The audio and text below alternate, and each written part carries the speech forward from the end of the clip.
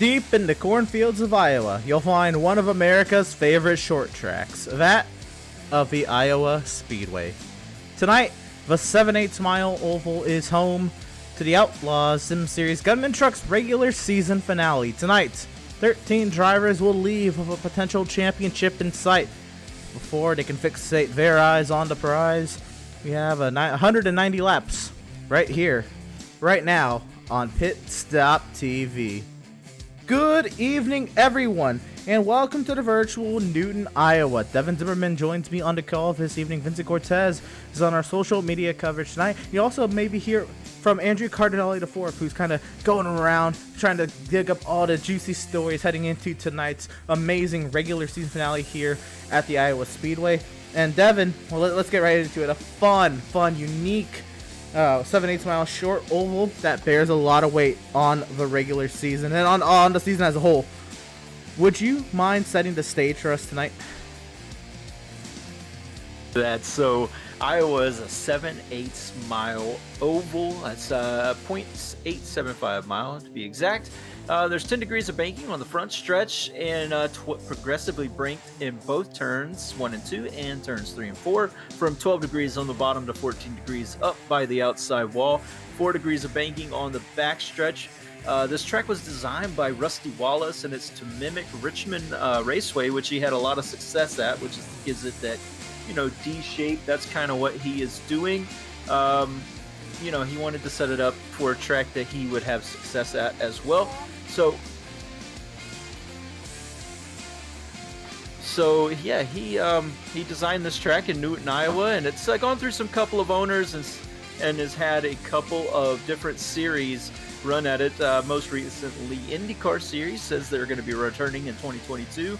And something that's interesting between the IndyCar Series and NASCAR Series is that they dispute the actual timing and scoring length that is used at this track. So NASCAR uses the 7/8 mile, which is 0.875 miles, whereas the IndyCar Series says no, it's 0.894 miles. So it's a little fun fact trivia there for Iowa Speedway. It's always a great track. It is so fun to race here. There's multiple grooves, multiple lanes. You can go on the outside, you can go in the middle, you can go on the bottom.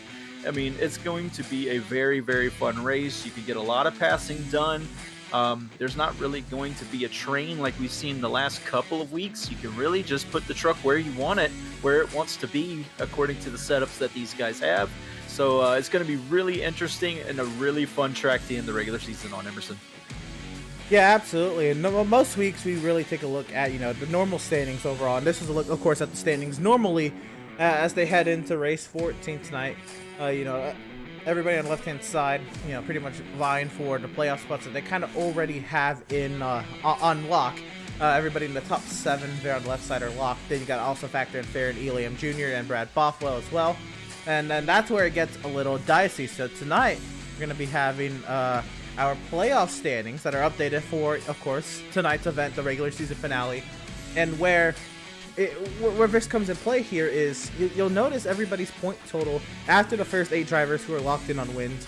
Joseph Causey, Greg Holt, 3 and 2 wins apiece for them, and then 1 win for Tyler Markle, Jeremiah Sutton, Seth Berger, Max Serres, Brad Bothwell, and Farron Elam Jr. have plus 12 starts in the regular season. Lock them into the playoffs. Kyle Lingerfeld is 112 points above the cut line. There's just no way, even if he doesn't show up tonight, that he misses the playoffs. Unless he gets some huge point deduction or something. So Kyle Lingerfeld is locked into the next round of playoffs. So this is where it gets tight. Right above the cut line, if you say so. Matthew Setzer, 42 above the cut line. And Joshua Land Fox, 37 above. Gilliam, 37 above. And Fitzpatrick, 35 above. But if a driver outside that cut line that has made 12 starts on the regular season this season so far wins tonight, that makes things really tight between 12th and 13th, Devin. Yes, it does. I mean, Seth Fitzpatrick's sitting right on the cut line, just 35 points clear. Devin Smith, 35 points back. We talked to Devin Smith last week, and he said that this is a track that he really enjoyed running at. Right now, just looking at the timing and scoring, it's not really showing up for him at the moment. He might be still working on that truck setup to get it exactly right for tonight. but this is a track that he says he likes. So we'll see if he can get it done tonight. I'm sure that he is going to give it everything he's got to get into the playoffs. Likewise, Seth Fitzpatrick, who is in danger of kind of falling out of the playoffs. I mean, he's got to really solidify himself as a playoff driver tonight. And then, of course, anyone from Brandon Richardson, Kevin Thompson, John Adams, Doug Soames, Jason Miz, and Andrew Pratt, they pretty much have to win to get in here. That's going to be their best shot. Maybe a second place finish if a guy in front, Gilliard, Landfox, or Setzer has an off night. That might get them in, but more than likely it's going to be you got to win to get in. So, we might see some heartbreak here. I mean, that's what the last regular season race is always for.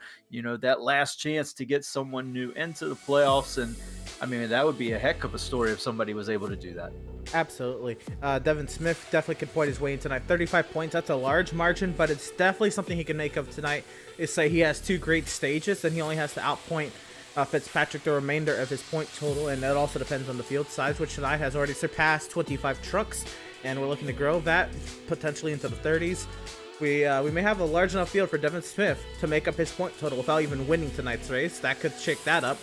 Richardson is 52 out. He needs a lot to happen in his favor, but it's still very doable, Richardson, to get himself in. He probably needs a great stage 1 and stage 2 and a great finish in stage 3 if he doesn't win.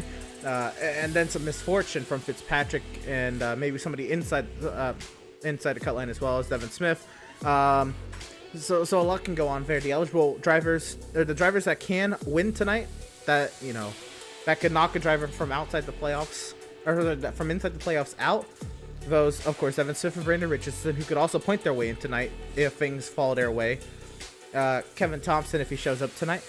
Jesse Adams, Doug Soames, Andrew Pratt. Jason Miz will not make the amount of starts to make the playoffs, so he is not eligible for playoff competition. Randall Barnett, Daniel Park, Eric Peck, John Mickey, and Matt Rogers. Could they all show up tonight? If they somehow find their way into victory lane, they can have a say in the Lucky 13. And Devin, I mean, a lot is going on here in these playoff standings. Of course, we'll keep our best eye on it. It's going to be, does Devin Smith and Brandon Richardson have any huge strides in a direction of points that could potentially knock out Fitzpatrick or Gilliard, and or Fox or Setzer for that matter? Or does somebody else who's eligible with the 12 starts in the regular season break through and win tonight? It'll be something we'll have to watch tonight. But let's kind of look at the road we've had to take to get here, Devin. We had Daytona again. Jason Miz with that win, not able to make the amount of starts to make it eligible for playoff competition, but it was just all downhill from there. Yeah, that's right. Rockingham picking up there. Another great race there was seen by some late race issues for Greg Holt, which handed the win to Seth Berger. And then Homestead Miami was another great race, played on a brilliant strategy by Jeremiah Stutzman, getting that win. Auto Club saw Joe Weaver take the win in there. Sorry, it's not Jason, it's Joe. But he is ineligible just because he did not make the amount of starts. But still, he put on a dominant performance there. Then we went to Phoenix, and Joseph Causey was able to get it done there, pretty much leading from when we took the green to the end, just putting on a dominant performance. And then we went to Las Vegas, where Greg Holt, he got his first of the season, and tying his teammate, not to be outdone by his teammate, Joseph Causey there. Then we went to Bristol Dirt. Bristol Dirt saw Farron Elam get it done. He kind of came out of nowhere. We thought that it was going to be taken away by Kyle Lingerfeld there, and some issues late in the race there at Bristol Dirt, which Bristol always provides late race drama. Saw Farron Elam get his win of the season. Then we went to Martinsville. Martinsville was dominated by Joseph Causey again, so he gets his second win. Then Watkins Glen, again, we get Joseph Causey winning there. And then New Hampshire is going to be where Greg Holt, right? Greg Holt takes the win at New Hampshire. Pocono sees Max Service break his 44-long race winless streak. He gets the win at Pocono, and then another long winless streak is broken. A 47 race winless streak by Tyler Markle at Dover. So man, we've had some great streaks broken, some excitement along the way. Then we closed it out the last couple weeks at Charlotte. Charlotte was the winner. Sorry, Brad Bothwell. Yeah, that's right. Yeah, Brad Bothwell, the qualifying phenom guy who has put it on pole over half of the races that we ran. He was able to finally pull it out and get the W at Charlotte. Again, that also saw some late race, interesting teammate coming together between Joseph Causey and Greg Holt. That kind of ruined both of their chances of winning. Then we went to Gateway last week. Gateway dominated by Landon Lacey, who was a newcomer to the series. Again, he did not make the amount of starts to win or to get into the playoffs, but he was able to take the win at Gateway, and that sets us up for this race at Iowa. Yeah, again, tonight at Iowa is going to be a great precursor to the amazing 7 race round we got upcoming. And we'll go more in detail next week when we start the playoffs. But 3 rounds, 7 races. Kansas, Kentucky, round 1, we go from 13 to 10 drivers. Round 2, Texas, Charlotte, Roval, go from 10 to 7 drivers. Round 3, Dega, Bristol, 7 to 4 drivers. 4 drivers duke it out. First one of those 4 to the finish line at Atlanta gets the trophy. A lot to look forward to over that 7 race stretch following tonight's 190 lap affair here from Newton, Iowa's Iowa Speedway, the 7/8 mile here in Newton, Iowa. A great place, a great facility to host the regular season finale for the Outlaws Sim Series Gunman Trucks season.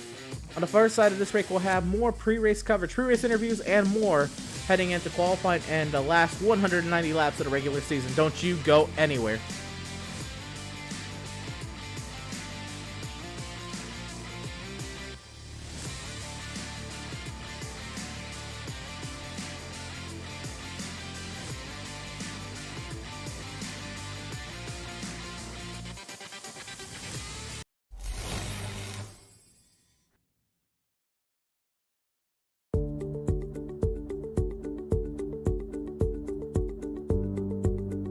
Sound art is a product that is a speaker and it's art. We combine it together and we call it sound art.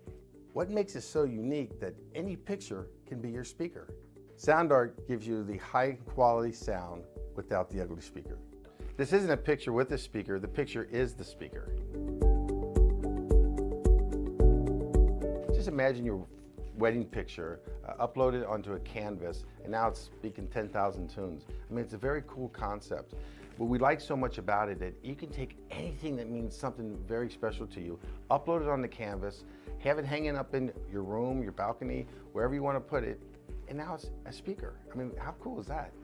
It's something that we have that and no one has. No one has this product. It's just a great gift to give anybody. It's just a neat concept. Around here we say, art never sounded so good.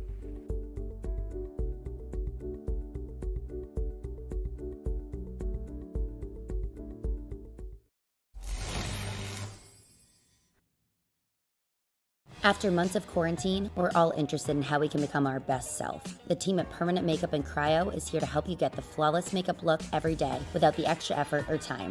When it comes to your appearance, you deserve the best care that money can buy.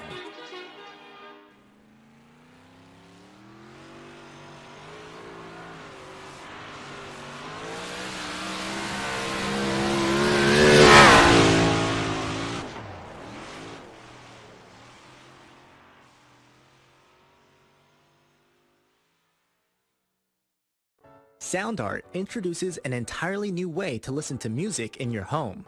By combining the best of 2 products, a revolutionary high-fidelity, low-profile Bluetooth wireless speaker with beautiful artwork. Select from a library of artwork or upload your own photos to personalize your experience. SoundArt ushers in an era of invisible, beautiful, and amazing sound throughout your home and redefines your entire entertainment system. The need to reclaim your floor space and rid your home of unsightly speaker boxes that need to be bolted to the wall is now a thing of the past. Our canvas is printed on high-quality permalite by Breathing Color. And select from our gallery or upload your own. Standard sizes include 16 by 20 and 18 by 24 canvas wrapped. Custom sizing is available, as well as surround sound options.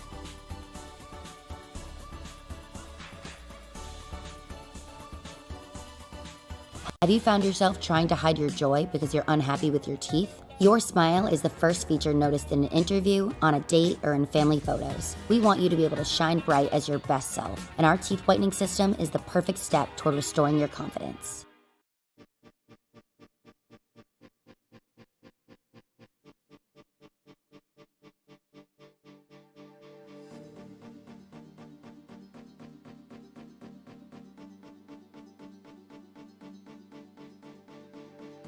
Welcome, race fans, back to the virtual Iowa Speedway. We're here in virtual Newton, Iowa for the Crazy Laze 167, the Outlaws Sim Series Gunman Trucks regular season finale.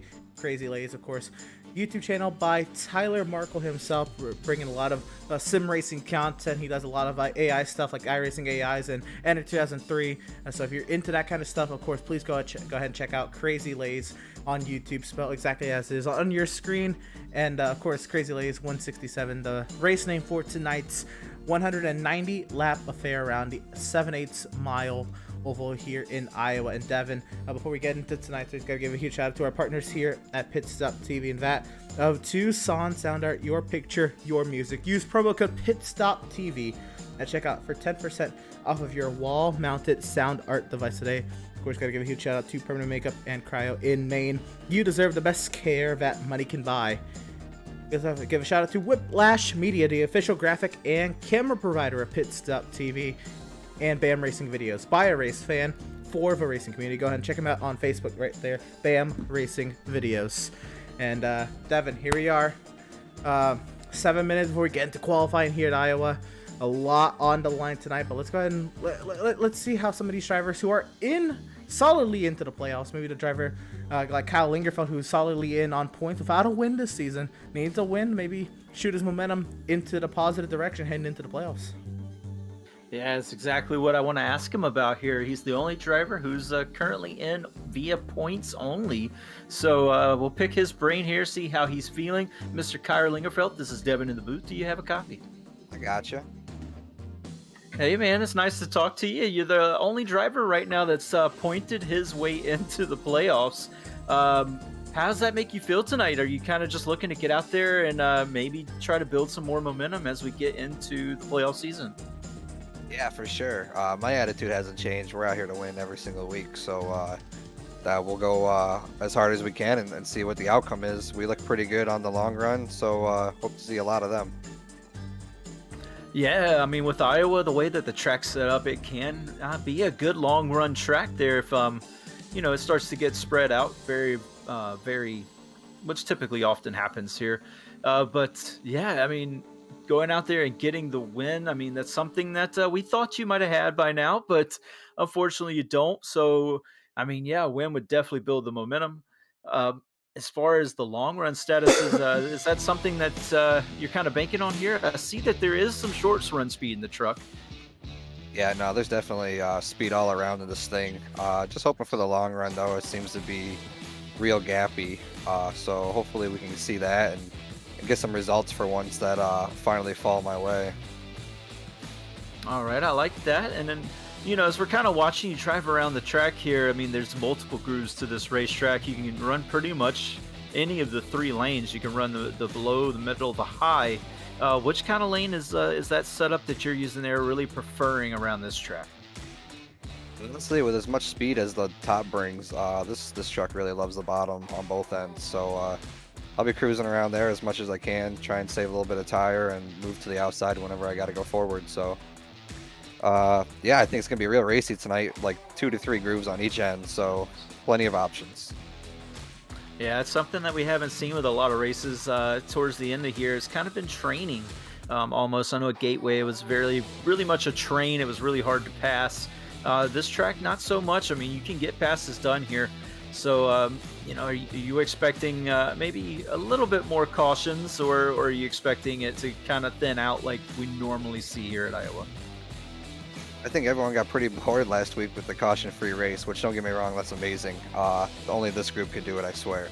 But no, I think we're going to see a few yellows. I think a few people are going to try and stay aggressive today and keep their spot, or either try and earn a spot. So I think we'll see at least, I'm going to go with 2 or 3.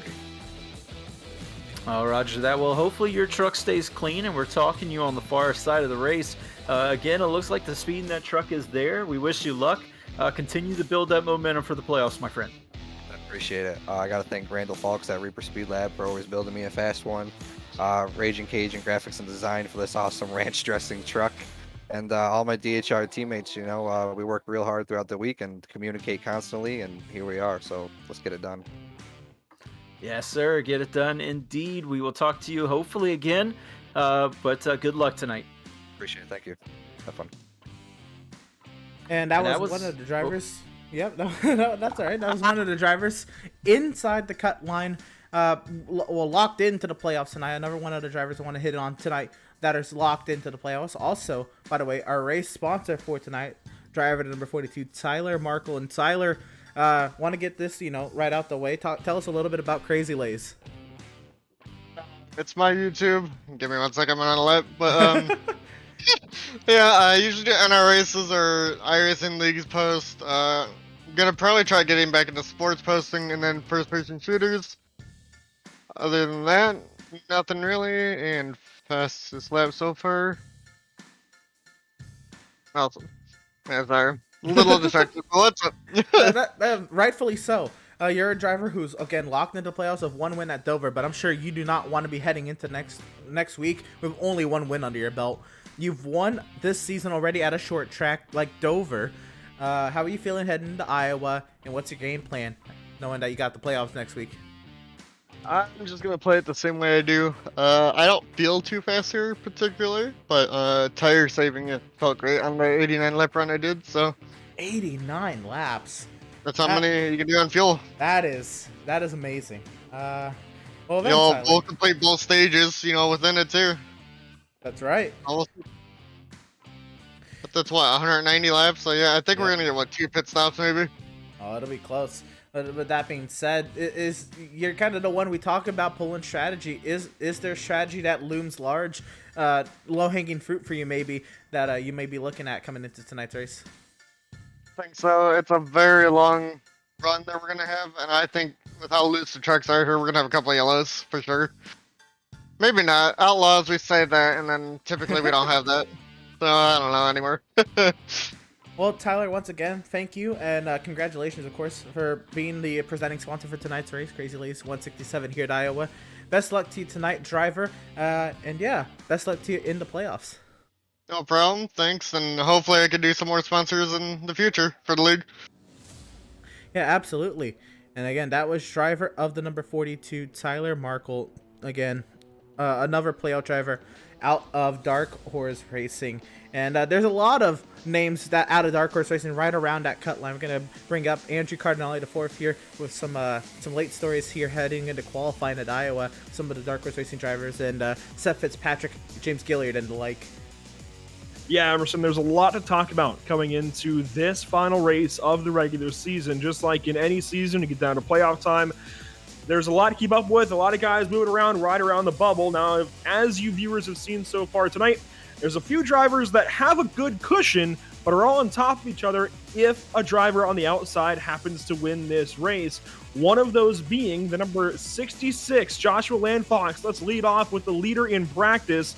He's wanting to push early, get stage points, and be ready. Simply be ready if an outlier somehow ends up coming to win this race. The number 66 feels like he's got one of the best trucks of the entire season. Emerson likes this racetrack on top of that and just wants to keep himself in range to at least get a top 5, if not win this race. I was also talking with guys like James Gilliard, the number 33 truck. Stage points, that's the focus. Shouldn't be a problem for him, and he's pretty optimistic after last week at Gateway, and he's just wanting to stay conservative, run a planned strategy, race the race. Of course, the Crazy Laze 167 doesn't want to get caught up in too many battles, doesn't want to catch himself out really when he needs to just stay consistent and keep himself on the end.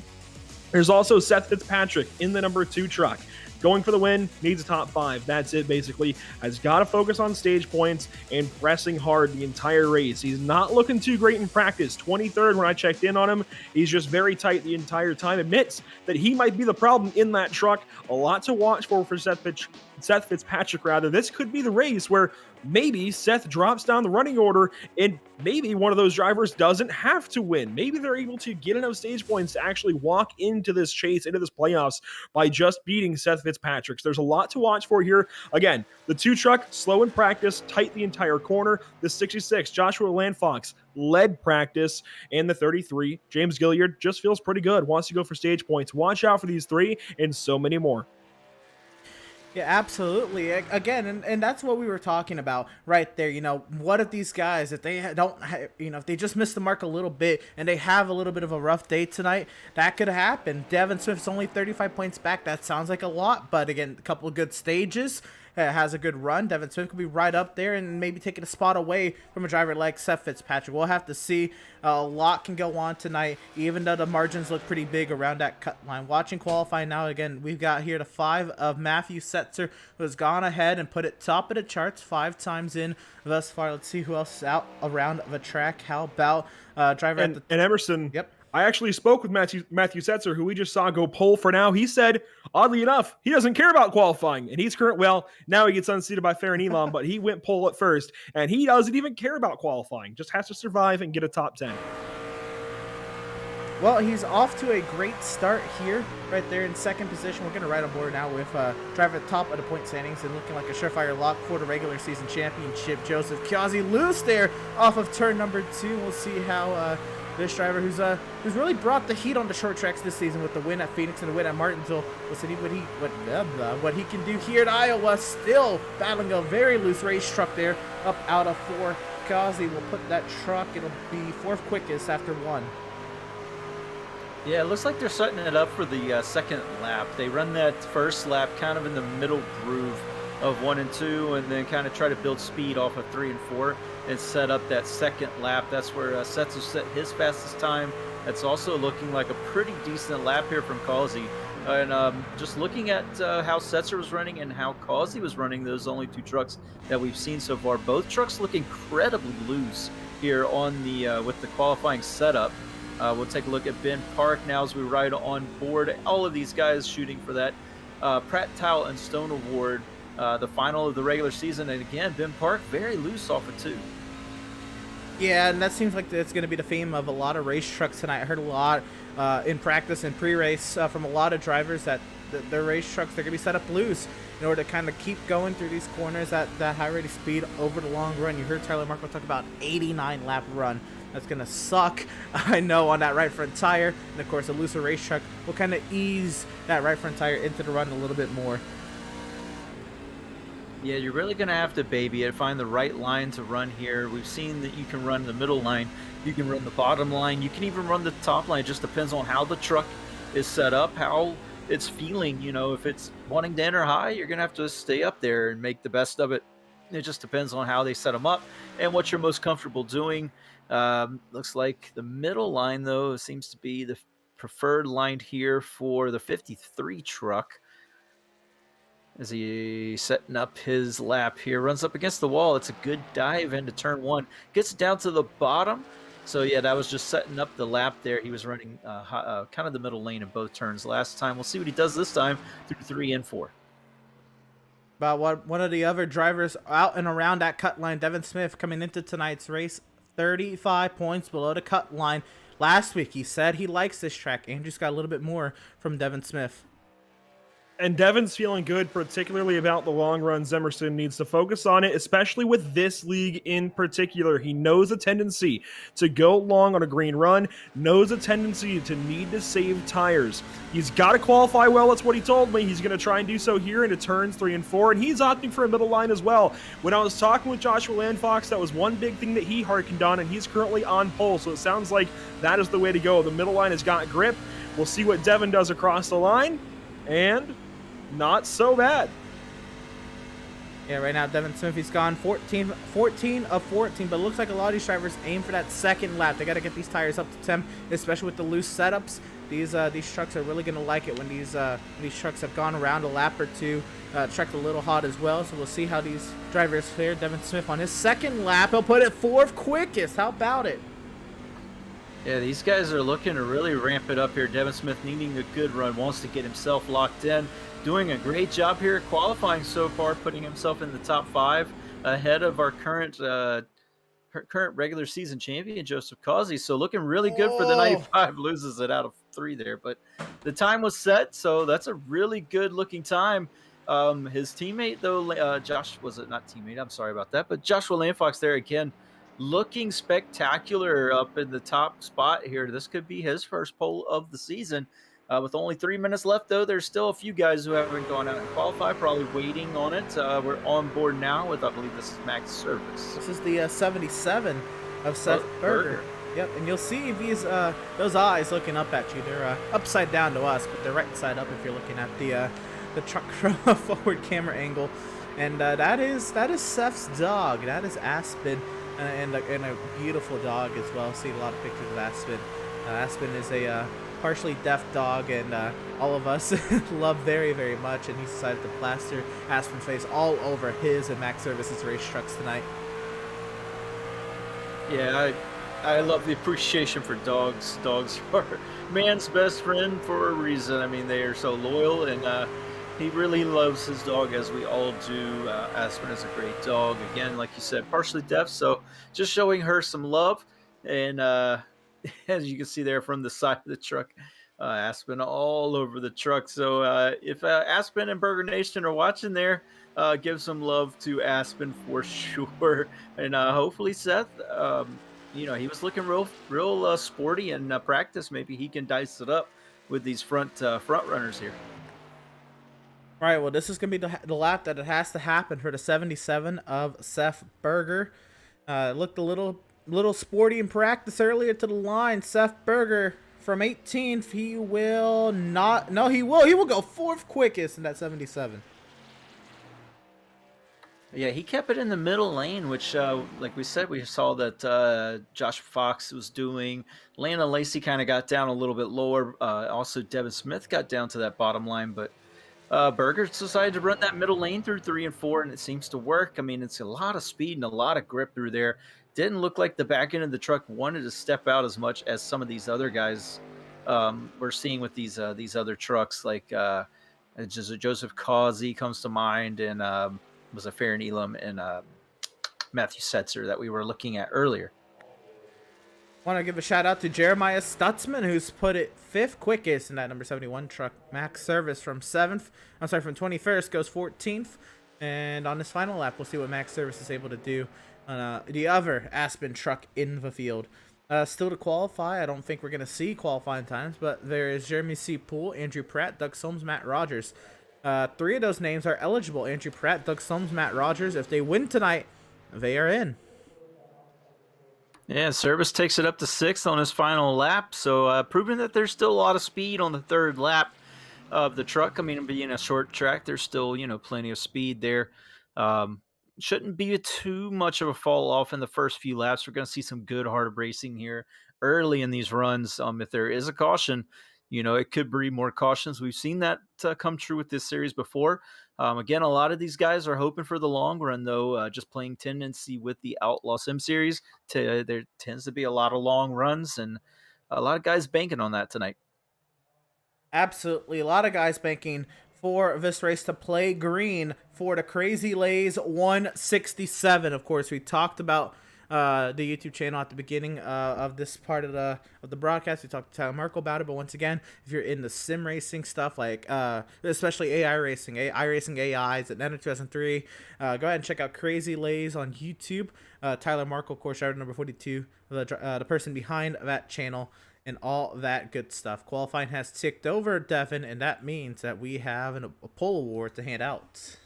That's right. The final regular season Pratt, Tile, and Stone Pole Award is going to be awarded to the first time this season, Joshua Land Fox. Congratulations, Joshua Land Fox in the 66 truck, trying to put in a great effort tonight in the regular season finale. You are the winner of the Pratt, Tile, and Stone Award, Pole Award, presented by Pratt, Tile, and Stone, serving Central Vermont since 2005. And well, let's get right into our starting lineup for tonight's race. And as you said, driver of the number 66, Joshua Land Fox, on the pole for tonight's race. He was outside the 53 of Landon Lacey, who dominated the show last week, led 102 of the 165 laps at Worldwide Technology Raceway at Gateway to Gateway 206 last week. Row 2, how about the 29 of Brandon Richardson? Trying to get one of his best runs on the season, starting third, but one of his best starting spots on the season.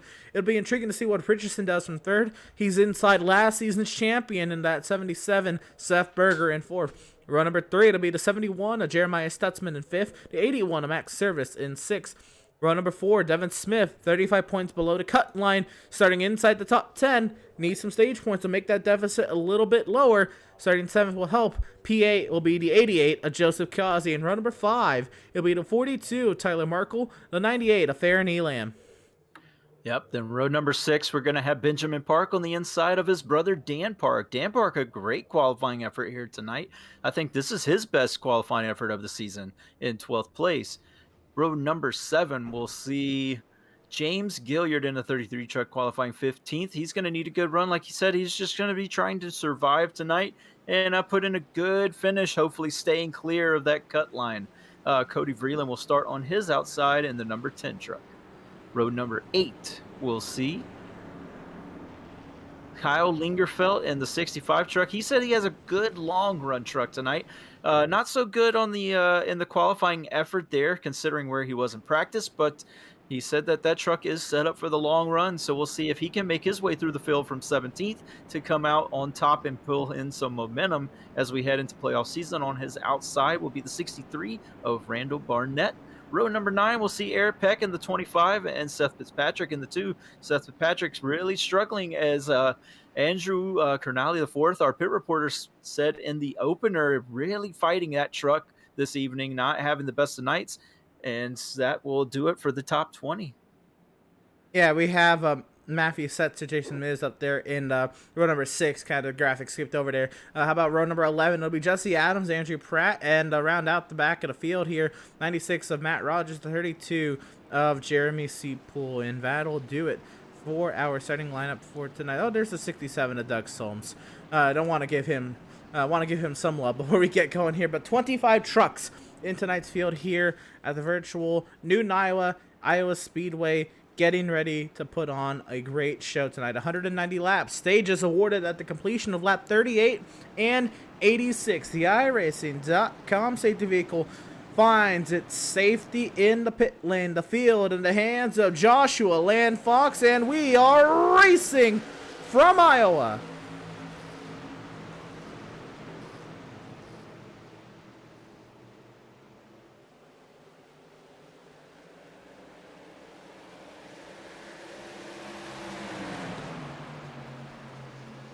Landon Lacey has taken the lead through the first lap.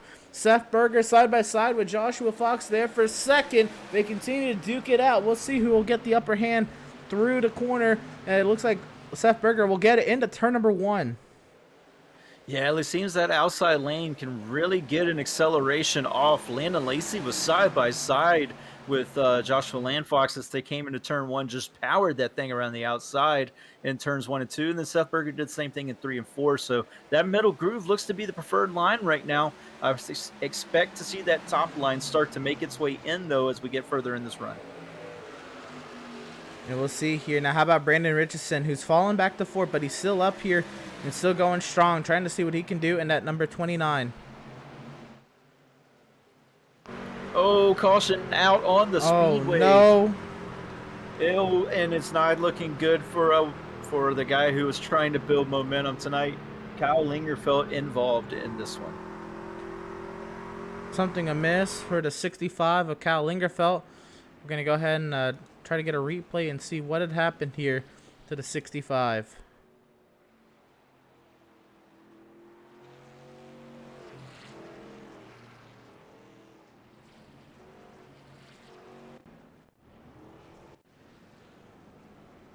Looks like we weren't able to get it right there. We'll try to get it one more time. And try to get it queued up correctly here.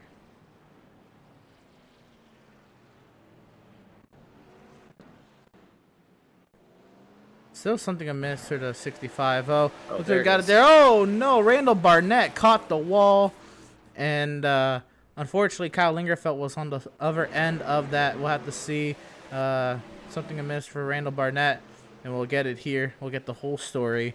We'll get to see what happens here to the 63. You see him here working to the outside of the 33. James Gilliard now sends it to the outside of Cody Vreeland, trying to get himself a run out there. That truck looks a little loose. He's fighting the truck into the wall. Nowhere for Lingerfeld to go.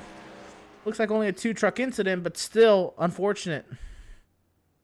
Yeah, and we said that there could be a lot of pack racing at the very beginning of the runs here, and a lot of guys can try and make that top line work. Right now, it just looks a little too loose on these new tires. Again, these trucks are set up on the looser side, so they're good on the long run. And yeah, just a little too much loose debris, probably like the gravels and marbles up on the top side of the track. Just get that truck loose, and he can't control it. Turns right down in the path of Kyle Lingerfeld. Very unfortunate, but lucky for Kyle Lingerfeld, he is locked in. Yeah, absolutely. I gotta step aside real quick. On the far side of this break, we'll be back with live racing coverage here from the Outlaws Sim Series here at virtual Noon, Iowa and Iowa Speedway.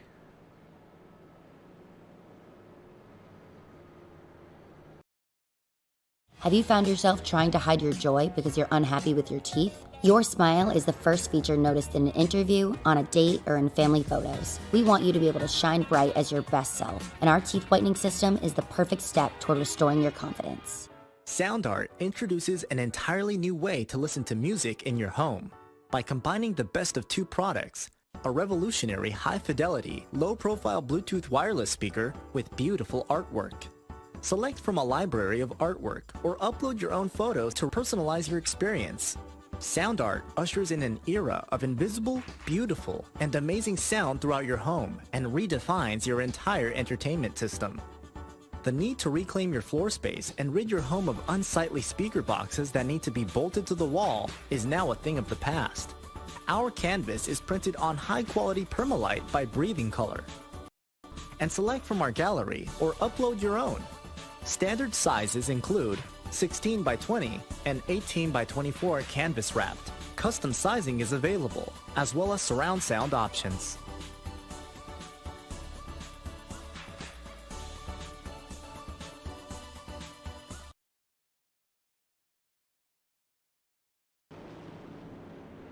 Welcome, race fans, back to the virtual Noon, Iowa here at the Iowa Speedway. The choices have been made. Landon Laze on the top side. A lot of people going with that outside. That is propelled the 29 of Brandon Richardson up to the inside of row number 1. And again, Brandon Richardson needing a good little run here tonight to see if he can propel himself into that playoffs. He came in over 50 points below the cut line. Real quick, we got Andrew here with an update on Brandon Richardson. Hey guys, lap 1 or lap 3 yellow, nothing too big. Did take out Kyle Lingerfeld. He came in, repaired some damage, decided it wasn't for him. He is done for the day. Barnett, Lingerfeld, the 55, the 96, and Markle, the 42, most importantly, they all pitted. So 5 trucks in. They were all for fuel, it seems, but they are going to sort themselves to the back end of this field. That's going to mess some stuff up. Talked quickly before the race with Brandon Richardson, who's qualified 3rd. Pretty solid qualifying run. Feels good about the truck, even after missing team practice the other day.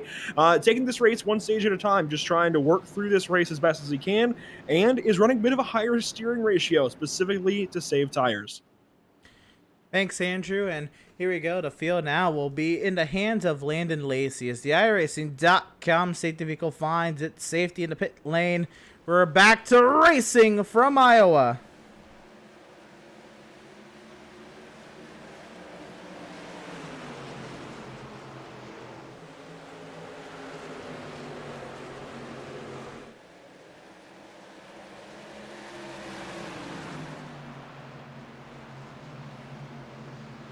Everybody up front seems to find their groove. Seth Berger slots himself into 2nd.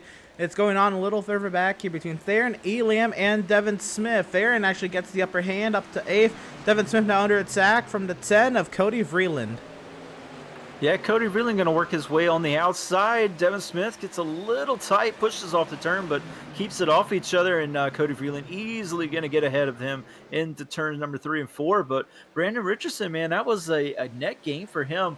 Was 6th, I believe, before the caution. Now up to 3rd, thanks to starting on the inside of the front row.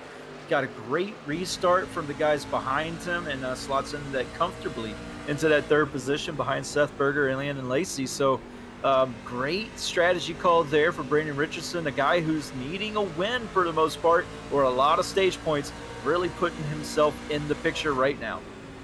Yeah, absolutely. He's not going to put this one away slowly. If he does miss the playoffs, he's going to give it a heck of a fight. And at that, he's going at it with last season's champion, Seth Berger, and last week's dominant race winner, Landon Lacy, the only 2 drivers up ahead of him. Yeah, and he's keeping pace with these guys, really putting the pressure on Berger now, all the way to the back bumper now of that 77 truck as they get into turn 1.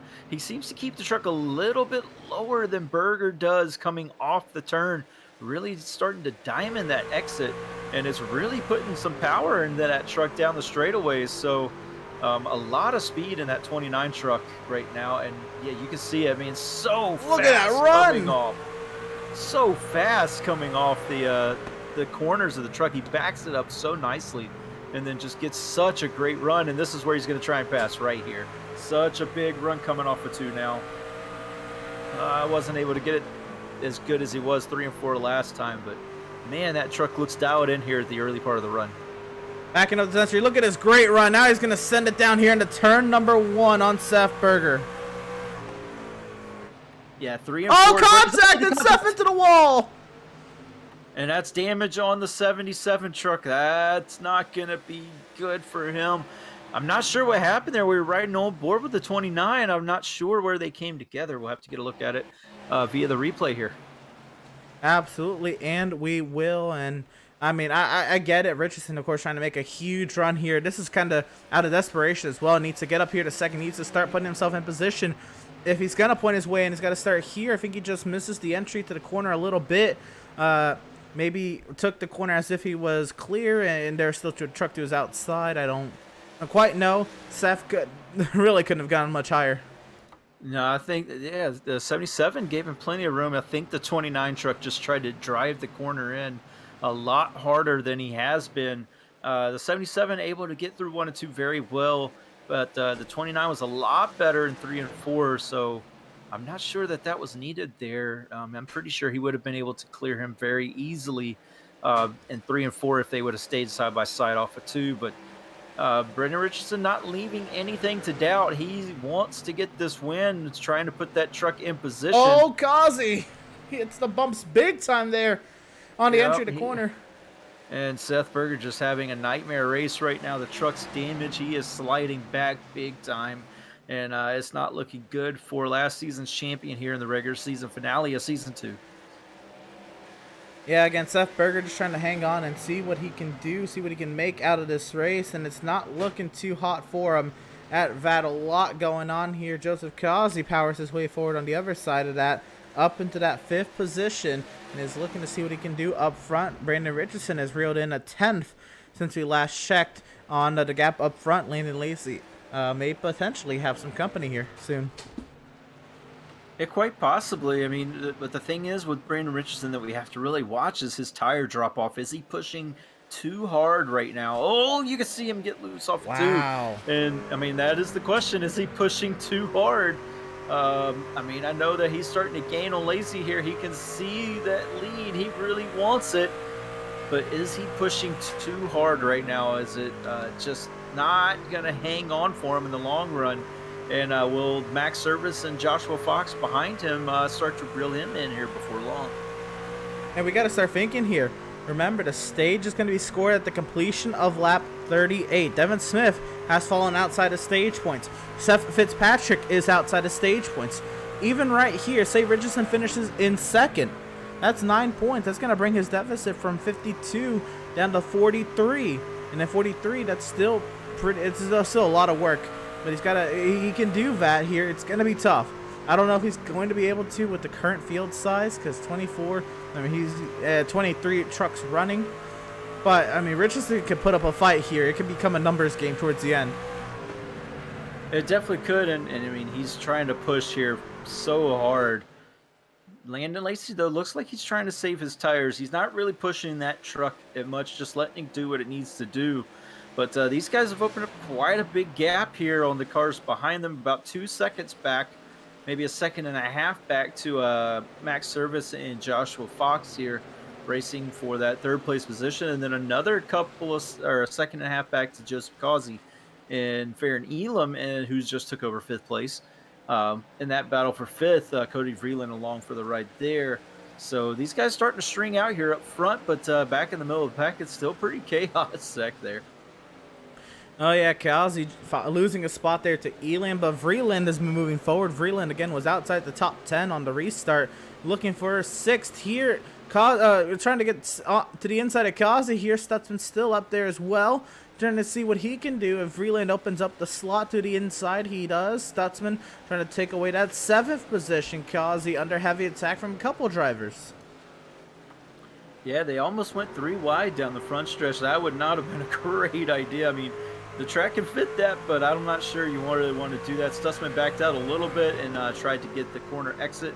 He's able to get that position. Now he looks to the inside of Joseph Causey in the 88. He's going to be there as they come off of 2. Joseph Causey kind of gave up the center of the turn to let Stutzman get even with him. Stutzman powers it down the inside in 3 and 4. Causey's going to fight back a little bit on the exit, though, but he slides up to the wall and is eventually going to have to hand that place to Stutzman here as they get into 1 and 2. Still side by side amongst 6th place driver Stutzman, who clears in front of Joseph Causey. Can he clear up the corner? Yeah, he will. Here comes Vreeland to the inside as well, trying to take that spot away. Causey on a free fall down the running order. Yeah, Causey running that middle line right now, and but he's kind of stuck in that position now that he's kind of powered off in front of Cody Vreeland. Cody Vreeland's still running a little lower, just putting that pressure on Joseph Causey, see if he can force a mistake out of the 88 truck at this point in time. Causey a little loose off of turn 2 there. That's going to give Vreeland the run as they get into 3. Oh, they almost come together. 3 and 4. Cody Vreeland has to back out of it in the center of the turn to avoid hitting the 88. Truck in the wall, and I believe that's a 25 of Eric Peck, dropping down the running order from the middle of the field. Eric Peck, something amiss on that 25, dropping all the way down, almost outside the top 20. Yeah, it looks like maybe he got tight coming off of 4, just hit the wall. Luckily keeps it up in the wall, not really coming down in front of the group that he was running with. Nobody else is involved. Again, really close to the wall as he comes off of turn 4. So right now, that 25 truck really struggling on corner exit. Side by side now, Causey and Setzer. This is for 7th position. Richardson has lost big time now to the 53. Landon Lacey. Setzer pushing up the track. Here comes Cody Vreeland up the inside. Yeah, Cody Vreeland in this battle with the 88 has lost out of 2 positions in the process. Now this time he's able to pass the 88 truck finally, but in the process he kind of netted a loss there. Was it Jeremiah Stutzman and Matthew Setzer able to get by while he was trying to pass the 88 truck himself? So even though he was able to finally get by the 88 truck, he still loses out a net loss of 1 position for the 10 truck. Max Service still trying to find his way around the 66 of Fox. And well, we're going to bring up our pit reporter Andrew Cardona the 4th up right now. Andrew's got some insight on the battles for the stage points here. Yeah, the end of stage 1 is coming up quick, guys, and James Gilliard is one of those drivers that needs to just cushion himself to that chase cutoff, and is doing so right now. Is in the top 10 now, has 1 point.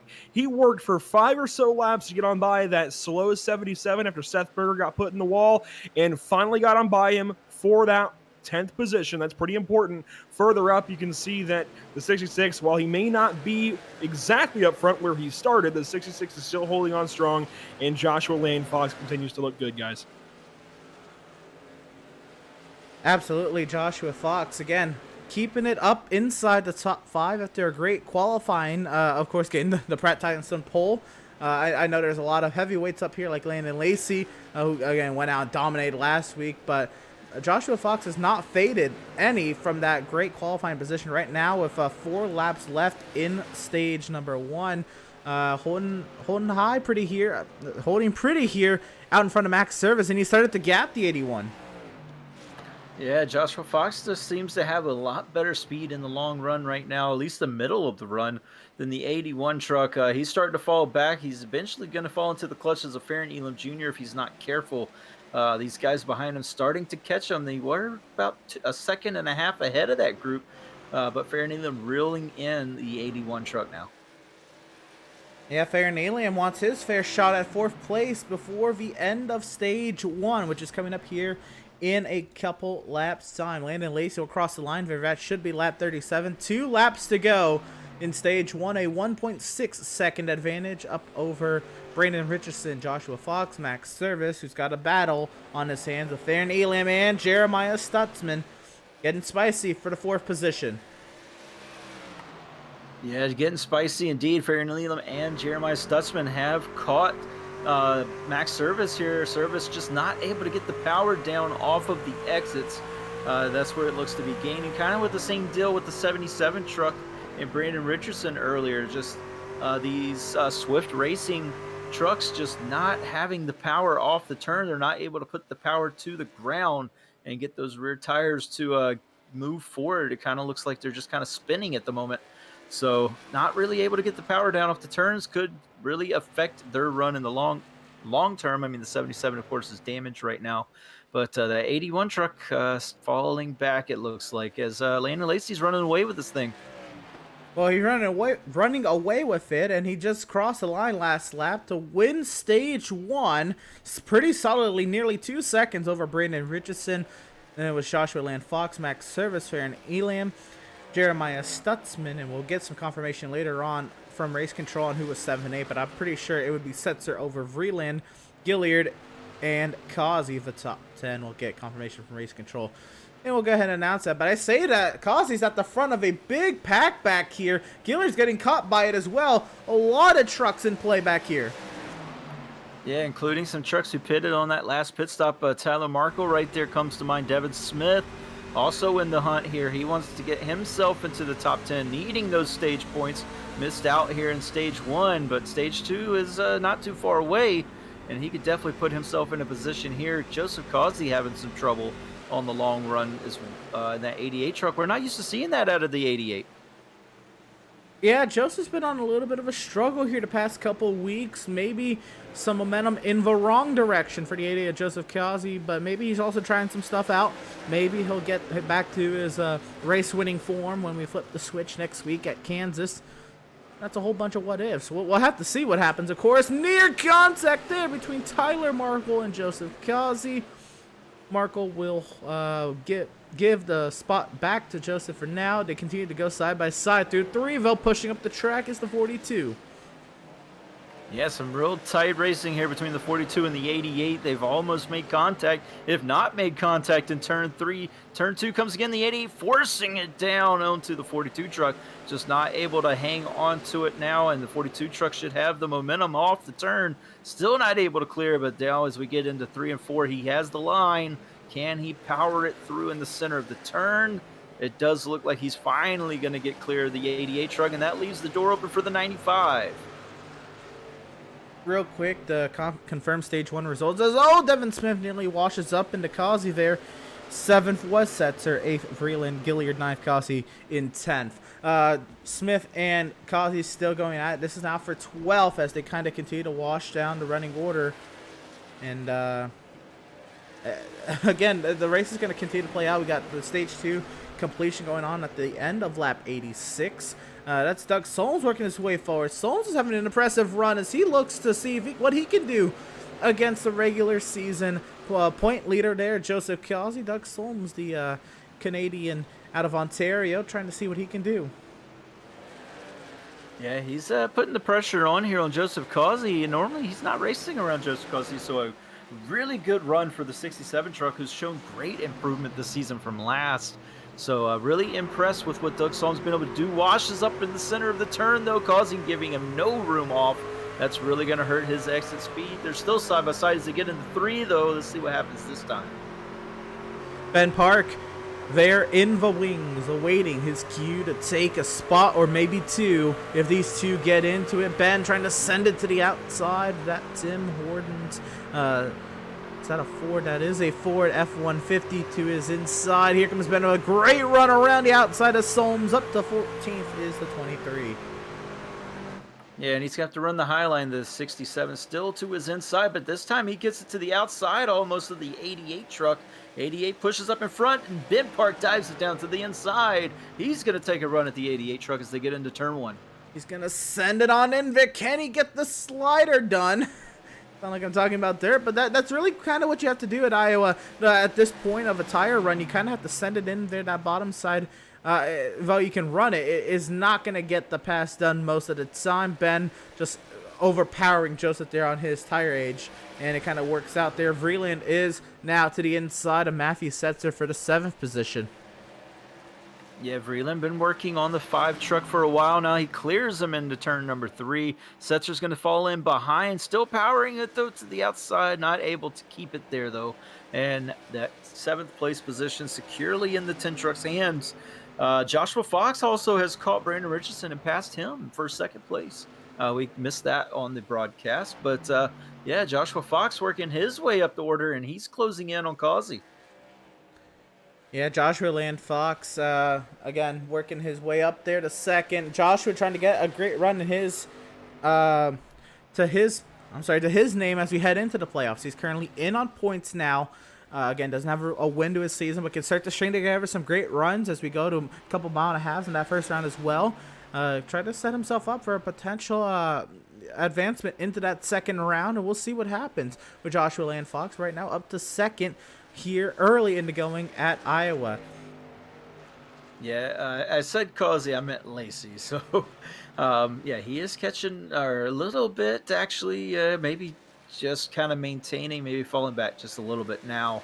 Is Josh Fox. Lacey kind of running away with this thing. We saw him just really just letting the truck do what it wanted to do on the on the beginning of the run there, just running the inside, letting the truck kind of just ease its way through the turns, really protecting the tires was Landon Lacey, and now he's kind of opened this thing up about 2.5 seconds and just running away with it, really. I mean, it did look like Fox was catching in there for a little bit, but now it's just kind of opening up again. So we're going to go ahead and bring on up Andrew Carnari the 4th once again. Andrew, what you got for us?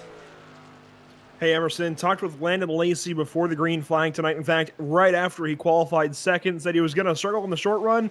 I haven't seen a struggle out of that 53 truck yet. Has been great all day so far, and the big point that he made to me is how similar he feels about his race truck coming into this race as he did last week at Gateway when he ultimately won the thing. So especially when he doesn't have any points to worry about, he's just coming out here, wants to go, A, be respectful to championship contenders, and B, win races. He's feeling pretty good. Now right behind him, Joshua Landfox in 2nd currently, obviously got some pretty valuable stage points, pads his cushion a little bit, and is racing with Brandon Richardson. These guys are currently under the Dark Horse Racing banner, and they are very confused with the speed of the 53 truck. In fact, heard a bit of conversation between all of them, and Marco actually had to tell him, yeah, he races a lot. He's got a lot of speed, and he is here to win. And these two have definitely been caught off guard. They've been doing some battling, some slide jobs. In fact, they were wondering if they were going to get their TV time when they were racing. All I can tell you right now about these two trucks, the 66 and the 29, they are battling some loose conditions. They want to stay middle, but they're getting loose anytime they get up high onto that seam. Yeah, and that's the thing with Iowa. The seams here can really catch a lot of people off guard. At most racetracks as well, but at Iowa, they're pretty prominent. I noticed that actually, not even on iRacing, but back on the console games, the heat games, the seams at Iowa were just, it would affect the trucks, any vehicle pretty much a lot. It would really carry the truck in a direction you maybe aren't ready for if you're not realizing you're hitting that seam. And again, the add on the fact that they have loose race trucks, probably the rear tires are pretty hot right now. Not fun conditions, nearly 60 laps into a run. And remember, the end of stage 2 is going to be scored at the completion of lap 86. We heard Tyler Markle talk about 89 lap fuel run. If the drivers are going at it for stage points on old tires, boy, we could be in for something there as we approach lap 86. Yeah, especially if some of these guys going for the race win decide to pit early just to, get that advantage here, because it is going to be a comfortable 2-stop race. You can't make it on one. So, Yeah, I mean, that's going to make things very interesting, especially for that cut line. I mean, some guys like Josh Fox, Brandon Richardson, James Gilliard, Matthew Setzer, they could all stay out here and try and get those stage points. And then that could really shake things up for that second run. But hey, if you're going to shake things up, that's the way to get it done. Get those stage points, put yourself in if you can. And I mean, I think that's kind of what the strategies are going to be. Markle, one of those guys who likes to test it long, he came in on the first pit stop or the first caution, and he has the freshest tires in the field working his way up. He's up into the 10th position now, working on James Gilliard for that ninth position, and Devin Smith also working on Tyler Markle here, and that's going to be some playoff implications. James Gilliard in at the moment. Oh, the 95 truck loose as they come off, able to hold it, but that 95 truck and the 33 truck racing for playoff position right now, and Devin Smith in a position to knock Gilliard possibly out of the top 10 as they get here at the end of, or in the middle of this stage number 2. I was going to say, we have a grab bag of playoff scenarios right here on your screen. The 42 of Tyler Markle, of course, locked in with his win at Dover. James Gilliard is in by a decent cushion on points. Devin Smith could point his way in tonight. More than likely would need to win his way in. And Andrew Pratt behind definitely needs to win his way in.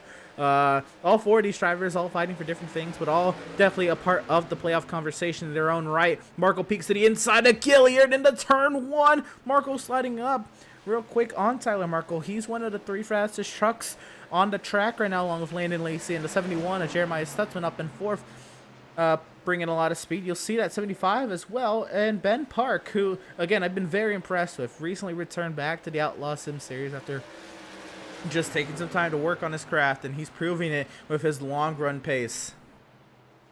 Yeah, he really is, and he's just taking it easy, just doing what he needs to do. Watching this big battle in front of him here. There's Devin Smith and Tyler Markle going at it again, reversing the situation. Tyler Markle was on top of Devin Smith last time through 3 and 4. Now this time they've kind of flip-flopped. Devin Smith on the outside. Seems to get the run off of 2, and we get a good view here what Benjamin Park is saying. There's a lot of calamity here on old tires. I'm not really sure what's going to happen. A big dive in there by Andrew Pratt. But he's now in the back of the 42 truck. Everybody is going to have to put it in line, but these guys struggling to get by James Gilliard, putting up a good defense here in that 9th position. Or, sorry, the 8th position. All right, Gilliard there in 8th. This will be interesting to see as Pratt gets to the outside of Tyler Markle. Pratt doesn't need stage points. Pratt needs to win. But how does he place himself in the best position? Gilliard up the track. There goes Devin Smith. Gilliard walking backwards. And that little walk there is going to put him outside the top 10. Andrew Pratt takes over the 10th space, and if Gilliard's not trouble, the 23 truck behind him is going to be really putting the pressure on now and trying to take away that position, put himself up into 11th, try and break this top 10 before long. But I'm not sure what happened to the 33 truck. I don't know if him and Smith made contact or if the 33 just got loose, but really lost momentum there off of the turn. Well, check this out. The battle for 3rd getting spicy. Jeremiah Stutzman, one of those trucks that has really worked on his tires, kept that right front and right rear happy, and left rear gas very happy. He's now worked his way up to the back end of Brandon Richardson, up the tailgate, up to the inside now. Stutzman looks. Stutzman trying to take away 3rd, trying to maybe get himself a 2nd win as he attempts to fixate himself on playoff contention here side by side with Richardson in the 1, trying to get up alongside the 29. Near contact up off the corner. Richardson's still down. I'm sorry, Stutzman is still down there. Yeah, great battle. You could really see how the truck on the inside just loses momentum in the center of the turn, and that truck on the outside can keep and pretty much battle and hold that position. What you really need to do is have that outside truck really force a mistake. Kind of right here, it looks like the 29 truck a little loose through the center, but also the 71 loose off of the turn. So really interesting watching this battle take place on old tires. You can see just the struggles it is to get that truck on the low line to really hook up and get power off the turn, as we saw Joseph Causey has already made his pit stop. Yeah, himself and Max Service have come down the pit lane, and both of those drivers, again, locked into the playoffs. They both have their wins. Causey with 3, Max with 1, but they're both locked in. might as well try the strategy that could get yourself in position to win this race. And Joseph trying to see what he can do against his battle for third. That Stutzman had the upper hand, and now they're 3 wide down the front straightaway. Stutzman still trying to keep his nose in there, had to back off for Joseph. Still trying to find his way around the 29 of Richardson. Richardson puts up the fight, near contact up off the corner, but they're still going at it. Yeah, just to throw a wrench in there, guys on new tires battling, trying to get by and get their lap back here. And then a lap truck. And then here's that's Dan Park there on the inside of lap truck. So just all kinds of calamity here for the battle for third.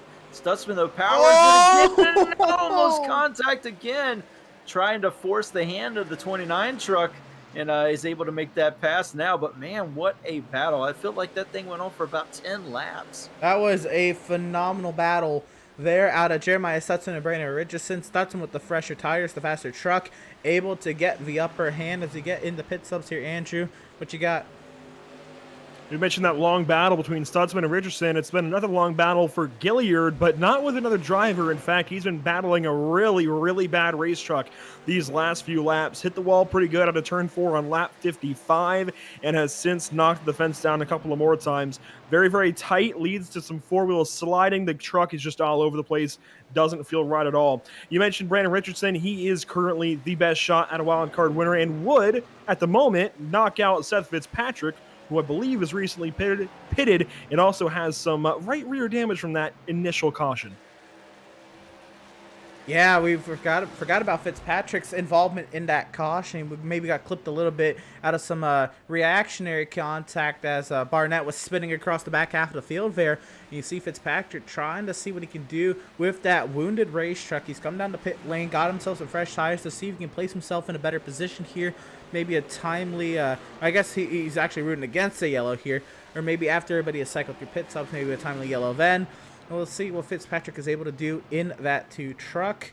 He has since come down the pit lane. He's the third truck to pit behind Service and Kazi, Devin. Yeah, and there is some right rear damage to that truck. You can see it's kind of pushed up on the right side of the truck. That's really going to hurt himself when he's trying to get runs on guys, especially on the long run. Right now with the freshest tires, not so much difficult to get by these guys as he works his way around Tyler Markle. But definitely some late run implications there with that damage, and he was falling off the pace, and that really opens the door for Brandon Richardson as we see the 33 truck going into pit here about 10 laps before the stage ends. And this makes sense. Remember, he was well inside the top, not well inside, but he was definitely inside the top 10. Had some sort of an issue that has now forced him out of the top 10. Here he is coming down the pit lane. I think this is a necessary stop for James Gilliard. He needs to not right his wrongs right now, keep himself alive in this race if it does come down to a points battle. Again, you got to think if Richardson wins this race, it's going to get really tight for where he is at in points. He's got to make sure he can duke it out with Fitzpatrick, and he is down and away. Yeah, and as Andrew reported earlier, he's hit the wall a couple of times. Hopefully it's not too much damage on that 33 truck, but you did see some scrapes and some damage on the right side of that truck as we watched the 23 truck coming in for his pit stop. Making some moves here on the long run with that 23 truck, looking to continue that here with a great second run here as we also see some other trucks are starting to peel in. So maybe some strategy not going to be held by some of these guys playing for the win, not necessarily for. Yeah, I just saw that, but I think that was fresh tires versus non-fresh tires. Yeah, that's the 33 truck on freshies. And then the 55, I believe, is a lap down. So, man, just all kinds of stuff. And the 33 coming back down pit road, Emerson. Oh, no. And is this a penalty for James Gilliard? Let's see the pit time. He's working on another pit lane time here. He might have sped on the exit. A bad day gone worse for James Gilliard. He is now really hoping that a driver maybe like Landon Lace or another winner who's already won on the season wins tonight, because the last thing Gilliard needs is a first-time winner. Oh, my goodness. And it is a drive-through penalty for 33. This could have been by race control, but this also could have been an iRacing penalty as well. Gilliard is out of pit lane and is not clear pit exit. Yeah, the 33 truck having a decent run last week, got a top 5, and thought things were going to be turning around for him. But here at Iowa, it does not look like things are going to get much easier for the 33 truck trying to get into the playoffs. Now we take a look at Landon Lacey. He's running the longest right now with Stutzman, Fox, Richardson, Vreeland, Elam, Setzer, Devin Smith, Tyler Markle, Andrew Pratt yet to pit on this cycle. Again, Tyler Markle, Devin Smith, and I believe Andrew Pratt possibly have already pitted on that first caution, so they probably they could probably go the longest on this run. But 89 laps, that's how much Tyler Markle said that they can run, and these guys really stretching it here to the end. Well, I was going to ask if Landon Lacey is going to stay out here and go for the Stage 2 victory because he's not a playoff driver, even though he has his win from last week at Gateway. He's not going to be eligible for the playoffs, Might as well put yourself in the best position to win this race. Maybe cover off the undercuts for some of the drivers who pitted for fresh tires. But as he works his way down the back straightaway for the second to last time for the last time here in stage number 2, come off of turn 4, it'll be a double stage win. Stage winner, Landon Lacey in the 53. He'll be 4 seconds clear of Stutzman, who then had Joshua Land Fox in sight. Richardson over Vreeland. Elam over Setzer. 6th, 7th, 8th, Devin Smith over Tyler Markle 9th. Andrew Pratt, the top 10. And still to pit are those top 10. Seth Berger, Jesse Adams, Daniel Park, the 13 who have yet to pit thus far. And now Landon Lacey is in. He really did just wait for the stage. I mean, that's a good strategy. And I'm sure the 33 appreciated it because that kind of held the damage control for Brandon Richardson and for, was it Devin Smith, not letting them get more stage points than they were already going to get. So I'm sure that the 33 truck will appreciate that move to for the 53 to stay out and get that win. Joshua Fox also coming in for his pit stop. Here comes the 29. Everybody's starting to make their way down now that the stage is over. Jeremiah Stutzman stays out, gets some laps led. He is not in yet. Cody Vreeland is in. So, yeah, this is where we're going to start seeing all of these pit stops come in. Tyler Markle, again, he can stay out the longest. He pitted on that first caution. So I would expect to see him get a couple of laps led here before too long before he jumps into the pits. Jeremiah Stutzman is in. No, he's not. He is still out there. Oh, no, he's not. I'm sorry. He's still going for it. Andrew Pratt has came off the pit lane there. Yep. And the pit lane might be a complex for a couple laps here, as we'll kind of see the crossover here between some of the drivers who have come in and pit and some of the drivers who the ones who came in the pit on the first caution, some of the drivers who just ran it dry from the drop of the green flag. Jeremiah Stutzman, the race leader by 5 seconds over Devin Smith, and Cody Vreeland is back in the pit lane, I believe, here. Yes, he is. So something amiss for Cody Vreeland, maybe a penalty. By the way, what happened to James Gilliard, it was a pit penalty from race control. He was not on the outermost lane when traveling down the pit lane. He was on the inside lane through the pit exit curve there in turn 1. Pit violation handed out by race control there for the 33 of James Gilliard. Oh, man, and you hate to see that, but, I mean, at least I said, damage control was kind of had with Landon Lacey taking the stage win. Really limited the points that Brandon Richardson and Devin Smith could gain on him by having that penalty. But as we get here in the race, I mean, that kind of puts Gilliard on the back foot.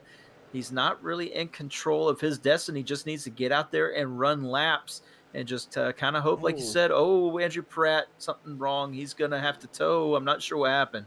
So I was just about to say, the 75 had received a pass-through penalty for not traveling down the outer lane down the pit lane. He has since towed and called it a day. And, well, that'll do it for the 75 of Andrew Pratt. I don't know if you had anything on that, Andrew. I did, actually. It was that he had gotten posted for that pit penalty. Something else of note, though, the 29 truck, Richardson, he's the best shot at getting a wild card winner here, guys. He currently is back on the racetrack after a pit stop. The tires, though, a bit more worn than his teammates. Even the right front, especially, was about halfway worn. The tires off of the 66 truck of Fox, however, looked a little bit better. That right front had the largest margin of difference. So maybe Joshua Fox taking better care of his tires. Richardson going to have to work on that as the run goes on. And you see, but with everything cycled out the way they are, again, Richardson went a lap longer, so he has 1 lap fresher tires, but Joshua Fox has now leapfrogged Brandon Richardson, so that'll be something to also keep an eye on as well. We'll see how that all plays out as the race goes on. Causey now under attack from Joshua Fox. This is a battle for position. Joshua Fox around the outside of the point leader, and he goes up into 7th. He is now the 3rd driver on the racetrack who has come down to pit lane. Yeah, Fox's truck looks really good right now, especially on the long run. I think that Brandon Richardson's issues with the tires, he pushed so hard at the beginning of the run to get around the 77 truck that that's what lit up those tires. Now we're going to see Jeremiah Stutzman make his pit stop. Hands the lead over to Tyler Markle, who's staying out a little longer. These are the guys who pitted on that first caution, so they could run up into this point, but you got to wonder how much gas is left there.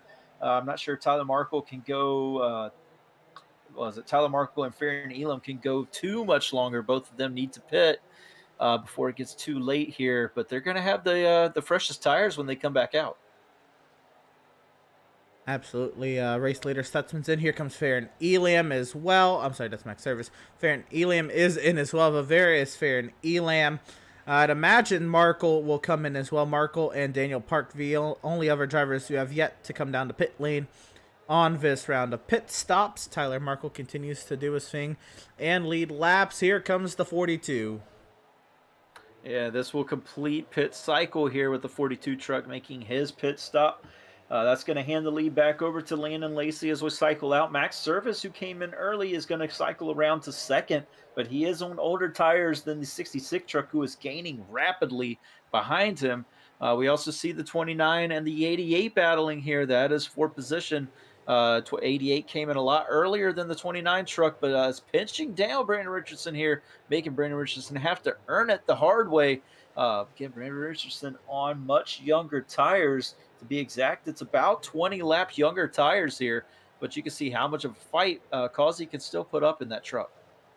Yeah, Causey's doing damage control here, and kind of just running around at this. I think Causey's just gauging what he can do at this point. He has, again, very old tires. By the way, the 6th Daniel Park has come down to pit lane, and he is the last truck to come down to pit lane on this current pit cycle. So pit cycle has officially ended as Park gets his service, and it'll, well, I guess officially end when he rejoins the racing surface. And yeah, we'll have to see now how everything works out. Landon Lacey, again, V-Race leader. He's got, oh my goodness, like Gateway, 9-second advantage over Joshua Land Fox. Tyler Markle is a lap down by virtue of when he's pitted. I mean, obviously he'll have the tires to drive back by Landon Lacey, but I mean, I don't know. I mean, can you make up that much of a margin over a lap? Yeah, I'm not sure he can make up that much of a margin. I mean, granted, his tires are almost 30 laps younger than Landon Lacey here.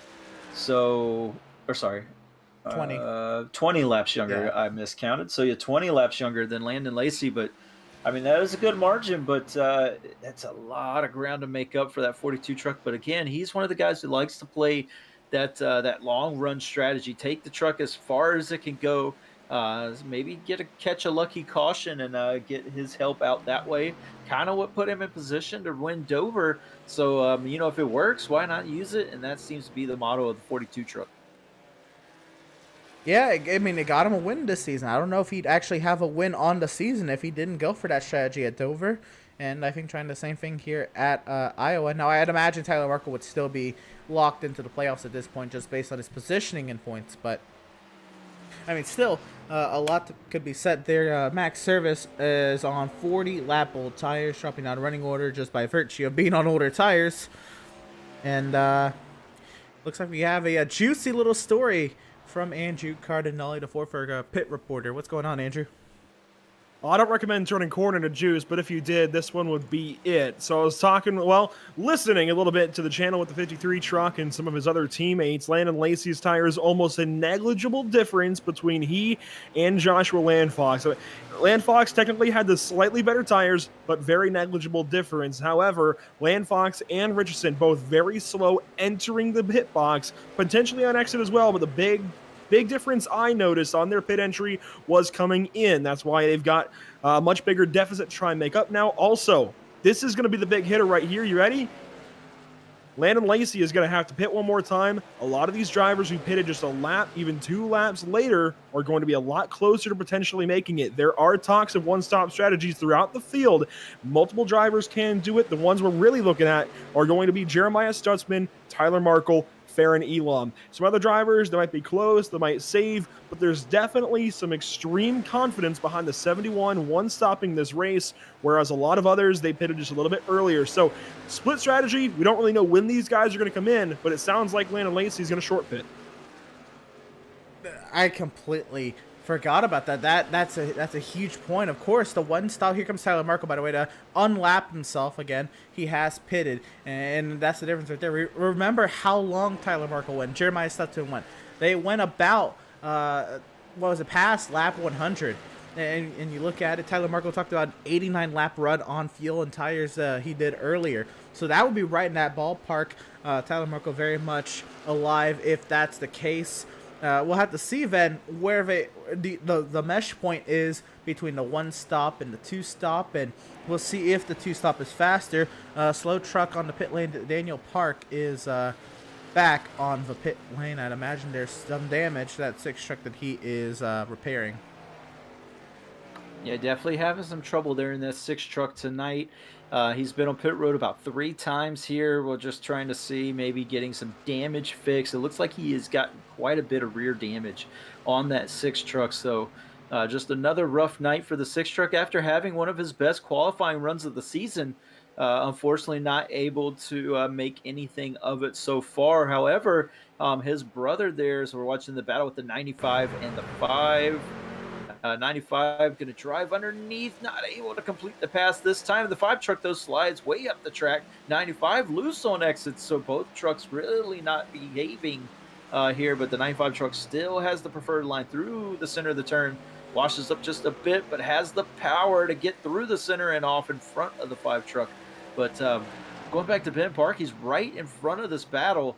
He's driven his way up into the top 5. Before the pit cycle, he was back in 10th, 9th, 10th position. He's now into the 5th position. And granted, the guys behind him here have a little bit fresher tires, but what a drive from Ben Park so far to put himself in the top 5 at this point in the race. Yeah, absolutely. Again, huge job done by Ben Park here to get himself into contention, keep himself up here, keep himself in the conversation. Now, he is on 33 lap old tires as opposed to the 18 lap old tires right behind him. Andrew's got a little bit of update here for us on Devin Smith and Matthew Setzer. I think Andrew has left just to go try and see what he's going to do. That's or right. Get some more information on that battle. But yeah, for sure, like we see here with the 95 truck powering to the inside. I don't know if Ben is going to give it to him. He just kind of gives him enough room just so they don't have any contact. I don't know if he's going to have much of a choice. Yeah, I mean, the tire difference right now is just so stark that he's just going to have to let these guys by, really preserve his tires. And then there's the 71 truck. As Andrew reported earlier, that 71 truck can make it all the way. The 42 truck as well. Both of them are on a tear here, 8th and 9th currently. The 71 and the 42.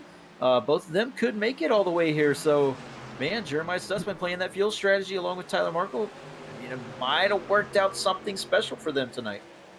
It might have. Again, Tyler Markle should be able to make it fine. Stutzman will probably have to save. The thing is, Stutzman is always saving when he runs these races. Jeremiah Stutzman is one of the drivers I always look to for fuel strategy. Recently, it's been Tyler Markle, but Jeremiah Stutzman last year pulled out the amazing win at Auto Club. Took that one away from Jacob Zala, who actually had the dominant performance there at Auto Club, led over 54 laps. just taken right under from his nose from the fuel strategy that Jeremiah Stutzman and company pulled in that race. And Jeremiah Stutzman, even back on the console, he's a champion of the Outlaws, back on NASCAR Heat, the Outlaws Heat Series. He's a champion back there just because of pure strategy and pure pace. Very smart driver behind the wheel of that 71 truck. And he's closing up here on the 95 Devin Smith with the intention to save the field and go to the end. Yeah, and I think he realized that these guys around him cannot make it. The only truck that's really his competition is the 42 truck of Tyler Markle, who is quite a ways behind him at this moment. Although he is being held up now by the 71 truck, the 95 truck. So this battle, if anything, is just letting Tyler Markle close up to the back of the 71. And that's something he just does not want to have happen. He wants to get around these guys as quickly as possible, preserve that gap that he has on the 42 truck. At this point in time, that's really his only competition.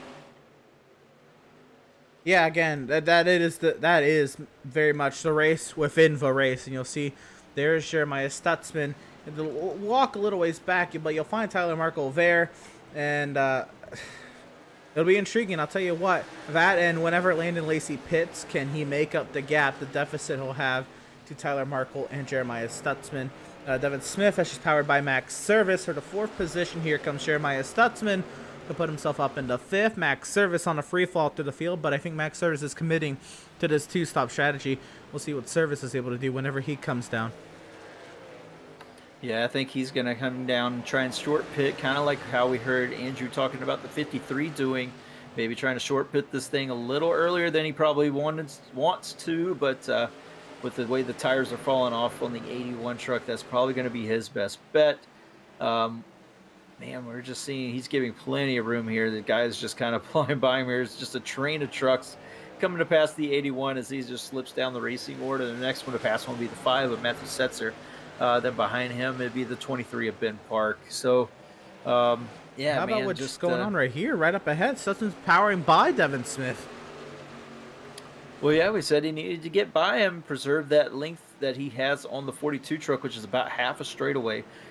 He's kind of maintained that now that he's past this group. He can really start to, enforce his will here. The 42 truck still has to get by these guys. So if he has as tough a time as the 71 did, then that should help solidify the 71's chances of really pulling off this one stop and possibly winning this race. Maffey sets him out to the inside of Max Service, and this is a helpless feeling. When you short pit the field and it goes green like this, there's not a whole lot you can do. You're just on a free fall through the field. Everybody's on fresher tires than you. Everybody's got more grip, and everybody just seems faster than you. And you're just kind of free falling through the field, trying not to be a hazard and trying to keep your race alive as you're just falling backwards and backwards through the running order. It's such a helpless feeling. And you do that and trying to get a timely caution or, I guess, see a race all the way through. If Max Service knew he was going for the 2-stop the entire time, then he's splitting this race into even thirds at that. But, again, just such a helpless feeling. Yeah, for sure. But I mean, at this point, he's kind of committed himself to the pit strategy that he has called, as well as the guys who are going to try and make it a one-stop to 71. There, we're watching him just got by the 10 truck of Cody Vreeland. He is committed to trying to get to the end here, as well as the 42 of Tyler Markle. 23 of Ben Park slides up the track, gives him room coming off. Markle powers through. He's up into the 8th position now. He has his sights set on that 71 truck just ahead of him, but man, I have to say it, these guys aren't too far ahead of the leader. Landon Lacey coming out of 4 now as Tyler Markle is crossing the line. It's still very, very close back to Landon Lacey, so I'm not sure that 53 truck has put such a gap on the field that, I mean, it's going to be hard to possibly continue with that one-stop strategy and come out on a win with just how fast Landon Lacey has that 53 truck. And here it is. Here's the move. Max Service calling his shot, splitting this race up into even thirds. And the first driver to come down the pit lane on this strategy. Just double checking, nobody else has. Just Kazi's still out there as well. So Max Service, the first of those trucks, the most notably falling through the running order the way he was, and in the box getting right sides, and now they're going to run over, flip up the left sides, and get some tires here. We'll see what happens as Max Service gets his service. Yeah, he's down and away. Pretty simple stop there from the 81 truck. He is going to be 2 laps down at this point. The 88 truck also in, and the 23 of Ben Park again taking committed to this two-stop strategy. So these guys have to pit again. They decide to split it up into even thirds, get their new tires, and get on about their business. One guy that Andrew was talking about earlier is maybe possibly short pitting the 53 truck. Still out on the track right now, making pretty good time as it is. So maybe he just knows that he has so much speed in the truck, he can get away with a couple more laps here than these guys that are early pitting. Yeah, Laze does have that large advantage out in the field. He can play a couple laps and see how it all plays out. Maybe just work around the caution. I guess you'd want to be you'd already want to be on pit lane when the caution comes up. But at that, Laze just gets to test the waters a little bit longer, just with the advantage he's built up. He's built himself up some options when it comes to this. But Andrew has got a little bit more for us as this two-stop strategy comes into play here on the second round of pit stops for those drivers. Yeah, thanks, Emerson. Had a quick moment to listen into the 33 truck, what was going on in that camp for James Gilliard. Obviously recovering from that penalty that you covered a bit ago, but made a big swing on that stop under green to the left rear as we've got Matt Rogers missing the pit lane. A big swing to the left rear of the 33 truck for Gilliard, trying to claw back in case of a yellow. And after listening in to Dark Horse Racing a little bit, it does not sound like the 66 or 29 of Fox and Richardson are going to at all try any kind of pit strategy. They have almost mirrored the strategy of Landon Laze. They're going to stick to it. Meanwhile, of course, the 71 and 42 look good for their one stop. One driver that is on the cusp, and I'm going to be honest, has held his cards close to his chest. Don't know if he's going to try and stretch it or not, is Devin Smith. He is only 3 laps past the Jeremiah Stutzman number, so only 3 extra laps of fuel gone in that tank. He's very, very close and could, at the very least, push this run as far as he possibly can in case of a late yellow. So the book is open right now for Devin Smith, not necessarily looking like he's going to go out there and win, but is at least keeping the door open to opportunity in case something happens. Absolutely, and thank you again, Andrew, for all the work you're doing on the pit lane, up and down the pit lane. That's a lot of running, I'm sure. It's been fun. Devin Smith, of course, one of the drivers outside the cut line, trying to point his way in, maybe trying to win his way in, trying to get in somehow, some way. And right now running in that 5th position, as Andrew alluded to. I think Stutzman has to save a couple laps to make it to that number. And Devin Smith being 3 laps shorter than Stutzman is on that number. I mean, it's a short track where you're off the throttle a lot. That's definitely doable on saving, I'd say, over the course of a 90-lap run.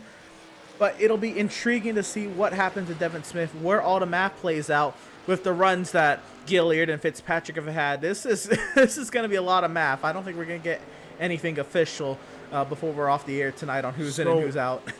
It's funny you mentioned that, Emerson. Actually, Devin, Marco's close. He's got about 2 laps. 2 laps to the good. Stutzman pitted 2 laps earlier. Stutzman should be right there. Of course, we need to save some fuel, Devin, but these guys are very, very close. Stutzman with the advantage.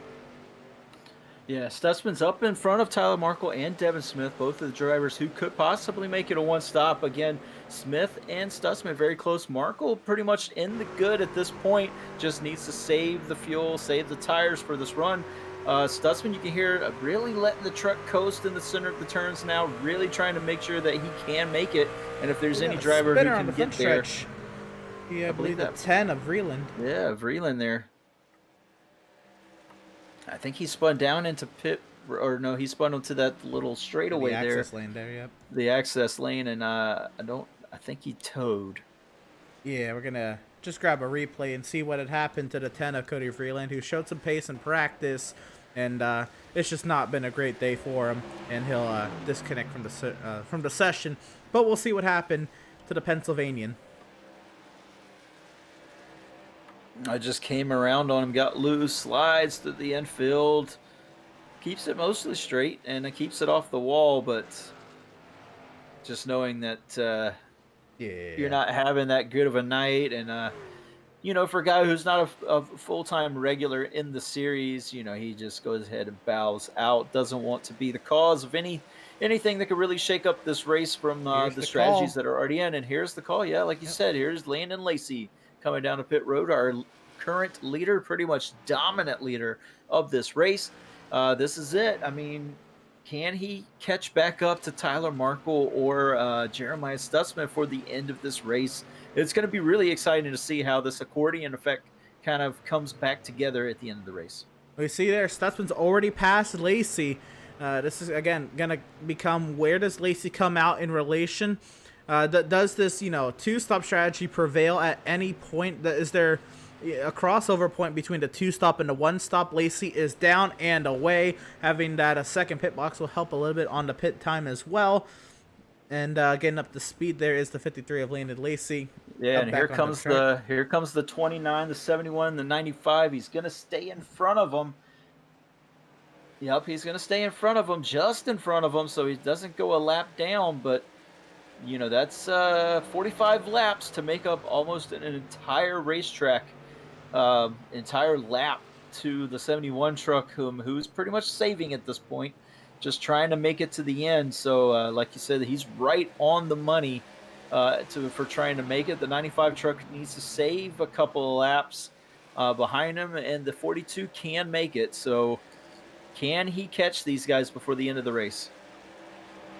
It'll be intriguing. If Devin Smith is saving right now, does he have anything for the 71 to Stutzman? When Devin Smith makes his number, whenever that may be, if he is saving, can he go for that victory? Because pretty much Devin, the 35 points at this field size is going to be hard to make up on, on pure pace, especially with the results he's had in the stages. Devin Smith is probably going to need to win this race. As we talked about, where does Landon Lacey cycle out in relation to the one-stoppers? He's just gone the fastest lap, and he is now entering turn 3 as Jeremiah Stutzman is coming off of turn 2. Yeah, he's really putting some distance on between himself, and he has some open track. There are some trucks in front of him battling for position here as he enters in turn 1, but he is the fastest truck on the track at the moment, still a lap down, but he is going to be unlapping himself to the 66 truck, who does need to stop again. He cannot make it to the end, but he is running long here, getting some laps led in the 66. But yeah, you can see Lacey here at the top of the picture. Catching these guys in the wrong spot is the biggest issue for Landon Lacey. If he catches them off the turn, catches them in the center of the turn, and they don't really get out of the way, that's going to be his big issue. Yeah, Lacey, see, working his way past the 96 of Matt Rogers, the 67 to Doug Solms. Lacey, again, trying to unlap himself to the 66 of Joshua Landfox. Want to give a shout-out to those Dark Horse drivers that are out there on similar strategies to Landon Lacey, but I think they're, at this point, just hoping for a caution, for something to fall their way, because if they're going to have to pit. They're just kind of getting what laps they can here. Joshua Fox, who's in the playoffs, trying to build some momentum in his favor. Brandon Richardson, who's out of the playoffs and needs a miracle, just out here in second, hoping for that miracle. Andrew? Yeah, it's not looking great right now for the 29 truck, but who it is looking more and more promising for is Devin Smith. Hearing over in Dark Horse Racing that the 95 is closer than we thought and just might be able to save enough fuel. As far as the 53 of Landon Lacey, he has been informed by virtue of Max Service of who he is racing, and that is, of course, the 71 of Jeremiah Stutzman. Tyler Markle is very, very sure that he's good to go. Stutzman, we're somewhat unsure of, but very confident that he is going for this one-stop strategy, and currently, your potential race for the lead is Stutzman and Devin Smith. Landfox is in. Now Joshua Landfox down the pit lane for his final stop of the evening. That gives the lead to Brandon Richardson. It'll let Richardson lead a lap, get that bonus point for whatever it's worth. Remember Richardson with those great runs in the stages. Richardson with the lap lead here. I don't know if the math's going to work out, but he's trying to put all the math on his side of the table. As Fox is in the box. Didn't intend for that to rhyme, but it rhymed. Matthew Setzer is in the 5. Yeah, and the 53 truck is almost an entire half a lap now. He's closed the distance. He came up just in front of the 71 and 95 when he exited pit road. Now he is about a half a lap away from catching these guys, exactly half a lap that time by.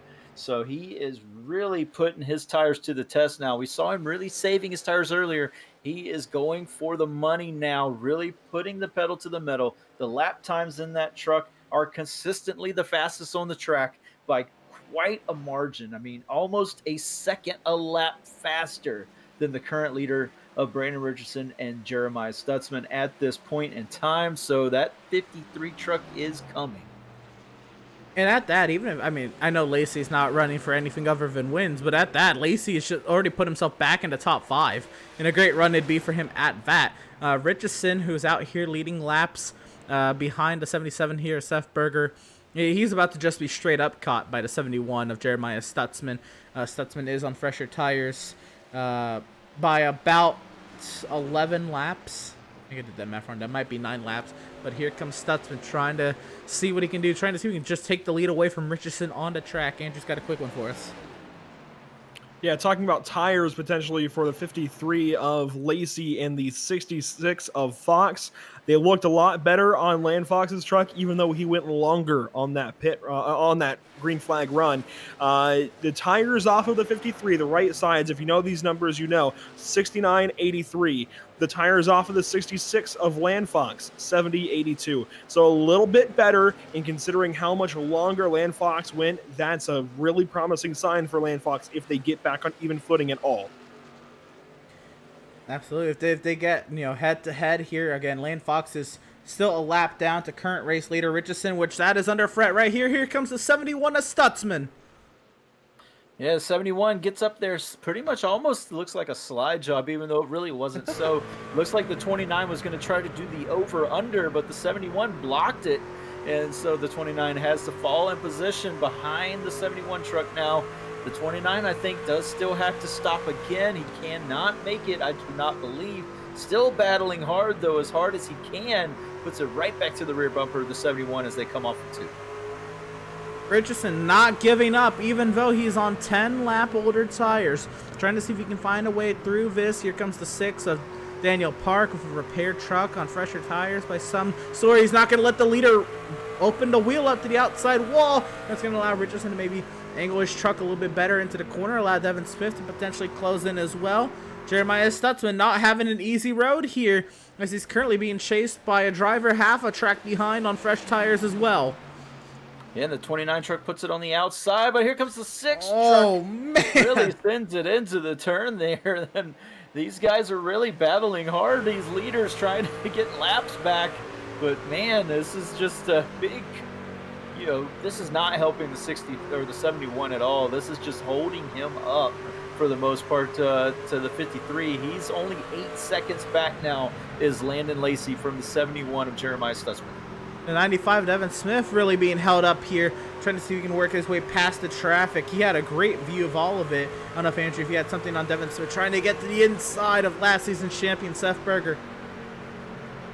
Well, really just that he's really, really close, and this is going to help him save fuel. Anytime that he's got to lift and let these guys sort things out is actually helping Devin Smith right now on his quest to potentially run this out as far as he can. Now, I don't actually recall if he got stage points at stage 2, but I do know that he was darn close, and at this point is starting to amass a good deficit, or I guess a good advantage, if you will, at least in this race, to Seth Fitzpatrick. I think that mountain is still a little too tall to climb, but at some point here, you got to start to wonder if maybe he can make up those points. It'll definitely be close. Yeah, it'll definitely be close because he did get, I believe, into the top 10. I think he was 10th or 9th at the end of stage 2. 8th in stage 2. So just a few more points there for Devin Smith as opposed to Seth Fitzpatrick, who's running currently in the 16th position, 3 laps down. So his biggest competition, also James Gilliard of note, is also 2 laps down, just ahead in 15th. So if Devin Smith is saving and possibly can come out of here with a second place finish, it should be very, very close for him, having gotten that stage points at the end of stage 2. But I know that the 95 doesn't want to leave anything to doubt. He wants to get that win, but on 10 lap older or a couple lap older tires, I just don't know if he can catch Stutzman at this point in time. And imagine we're going to have to wait and see. 25 laps to go this time by. And guys, Landon Laze is 6.5 seconds back of race leader Jeremiah Stutzman and nearly gets ran into by the 5 of Matthew Setzer, who was a lap behind. And this could be intriguing in Landon Laze's quest to try to chase down the 71. Where's that crossover point on his tires? Nearly getting ran into again by the 5. Yeah, Laze was pushing quite a bit on the on those first few laps to really make up time, and now in the center of the turns, you can see the 5 truck a lot better on the in the center of the turn than the 53. So maybe he burned through his stuff quite a bit here on the first few laps. He was running the fastest laps of the race. He's now just over a second faster. Not even, about 5/10 faster that last lap. So his advantage on these tires is really starting to slip. However, the Joshua Landfox in that 7th position and is running about another half a second faster than Landon Laze at this point. Granted, he is quite far back, so he doesn't look to be catching by the end of this race, if my math is correct. But yeah, that advantage that Laze had is dwindling quite a bit. He's now just about 5/10 to 4/10 faster than these guys, and it's going to start to even out if he keeps pushing his truck as hard as he is. Well, we've gone a nearly 160 laps green. We've got about 20 laps to go, and a couple more times around, we'll get 20 laps to go, and we still don't know what's going to happen. The dominant driver of the day is closing in on drivers attempting to strategize their way to a win. Devin Smith needs a win to make it into the playoffs. At the moment, he's only 3 points behind James Gilliard, according to league owner Adam Gardner. Andrew, you got some more for us? Well, first of all, Richardson is on the pit lane. We were being told that he was short, certainly by 10 laps or more. He's in. Also, Landon Laze, Matthew Setzer, they have been battling. I was down there in the Dark Horse Racing channel. The one thing I heard, well, I heard a few things, some words I can't repeat on TV for you guys, but Matthew Setzer was at least venting his frustrations with the 53 truck, and definitely not happy right now with Landon Laze. So this tear through the field for Landon Laze being held up a bit. Well, let's remember all the way back to Dover, goodness, about 4 or 5 weeks ago now, Laze and Matthew Setzer had a little bit of a run-in off of turn 4, how it just gets oh so narrow with one truck on the bottom, one truck on the high side. One truck had to avoid the outside. Well, I believe Laze was the one on the outside, and they made contact, and around they went. Neither one of those drivers were happy with one another, so I'd imagine Laze wasn't happy with getting his tailgate beaten off by the 5 truck as well. So a little bit of tension as Laze still has his eyes on a bigger prize up ahead. 5 seconds the gap. Now 18 laps remaining in the race. Stutzman has a gap over Devin Smith. The race within the race within the race. Devin Smith needs to gain 6/10 if he's going to get himself into the Outlaws Sim Series playoffs. Yeah, he's kind of maintaining that gap right now, just trying to stay with Jeremiah Stutzman. Stutzman, again, right on the cusp. Devin Smith, right on the cusp. The guy who can make it, Tyler Markle, but he is only about a second in front of Landon Laze at this point in time. Landon Laze should be catching him any moment to pass Tyler Markle for that 3rd place. It's going to get very interesting very quick. He's got 3 seconds to make up to catch, or sorry, 4 seconds to make up to catch this lead group if he wants to have a shot at the win after being the dominant truck for the entire day. Doesn't sound like Devin Smith is saving any, so that sounds like he is a go on the fuel number from, just that alone. But as Stutzman works his way past lap traffic relatively easily, Devin Smith has to approach lap traffic in a little bit different of a manner. Now Stutzman can't clear up in front of Solms yet. They're still going at it. This could be intriguing to see where Smith comes out. That gap stagnates a little bit. Richardson is up into 12th now by virtue of his pit stop. Down back to 12th, but he's passed a couple trucks as a result of his pit stop, I should say. Yeah, the 95 and 96 almost come together off of turn 2. Man, that was very close. It could have derailed the whole strategy for the 95 truck. He's able to clear him now, but that really hurt his speed off of turn 2. Stutzman pulls about another 10th on him that lap. Man, this is getting dicey really quickly here as we're approaching almost 10 laps to go, 14 laps to go currently. Well, how about this? Again, Laze, he is 5 seconds back. I think he's going to run out of time. I don't know if he might even get Tyler Markle here. He's got 1.3 back to Tyler Markle. Coming around this time, this should be 13 laps to go. Nearly contact there with the 77 of Seth Berger. Again, they race in another league, and they're pretty good at that. Give each other space, and they continue on. But 1.2 seconds, the advantage Markle has over Laze, the race for third. Stutzman opens up his gap. I think Stutzman may have hit his field number because he starts to open up the gap to 8.5 tenths, nearly 9 tenths of a second. Looks like we got a battle here. This is Berger and this is Seth Berger and Ben Park going at it. This for the 9th position. They're both a lap down. Ben Park trying to send it up the inside of the 77. Yeah, and the 77, after the day he's had, to come out of here with a top 10 would be amazing work for the 77. I mean, I know he would have had a lot better aspirations for possibly going for a top 3, a podium place position, but with the damage of that truck early on in this race, to recover into the top 10 is enough said right now. But I just want to say, Emerson, that Landon Lacey's tires have started to equalize with these guys who are much older tires than him. Almost 50 laps difference between the tires, but because Landon Lacey pushed so hard on his tires before, he is pretty much equaling time between Tyler Markle and Stutzman and Smith. In fact, Devin Smith was faster than any of the leaders currently. The fastest lead lap car is still Joshua Landfox, but he is about 16 seconds back right now. But Devin Smith of these top 4 was the fastest last time by about a tenth over Jeremiah Stutzman, Markle, and Lacey. But again, Landon Lacey's tires really equalizing now to the guys in front of him. Jeremiah Stutzman. At one point, his gap to Devin Smith for the last couple laps was half a second. Now it's almost a second. The fluctuation between these two gaps is insane. Devin Smith now over a second back. I wonder where Devin Smith gets that, because he's got to keep that up. Matthew Setzer's gotten by service for 7th. They continue to duke it out. Berger and Park going at it for 9th. We're watching here, keeping tabs on the battle for the lead. I guess we'll drop back here to Setzer, who's to the inside of the 81 of Max Service. Yeah, they almost make contact off of 2 there, very close.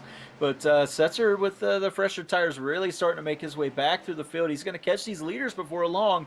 It could be really interesting when he does, or if he does, with 7 laps to go. But man, he just slides it right up in front of the 81. A lot of space given by the 81 truck there. Here's Richardson on Seth Berger. I'm sorry, this is Ben Park on Seth Berger. Ben sends it up the inside. He will clear.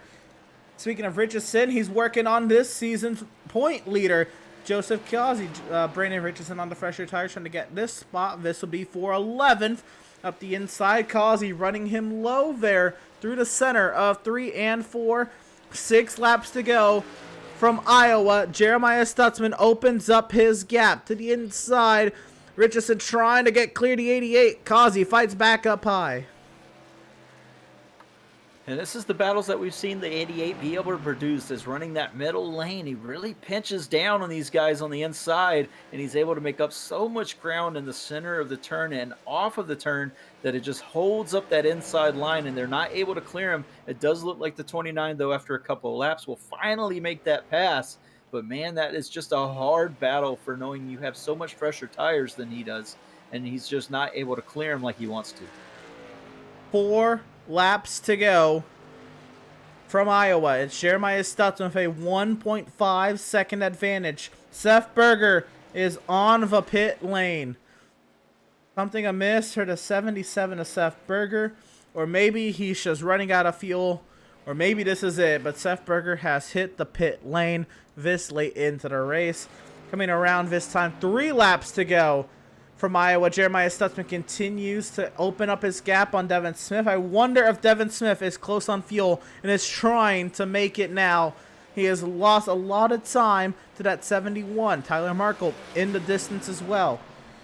Jeremiah Stutzman trying to come around now. 2 laps to go and trying to baby his way to that second win on the season. Let's go back to Homestead Miami Speedway, where it was a late race restart and he had to go toe-to-toe with 2 of the series best, and Greg Holt and Joseph Causey, and he outdueled both of them in 3 and 4, coming around to the white flag, and just had an easy last lap.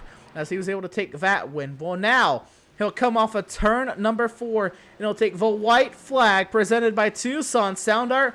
1 lap to go as Jeremiah Stutzman tries to get his 2nd win. Yeah, the final time through 1 and 2, Jeremiah Stutzman sticks it to the inside. He's going to have lap traffic to battle with. They give him plenty of room off the turn. He's going to send it into 3 and 4 the final time. It looks like he's got this one wrapped up.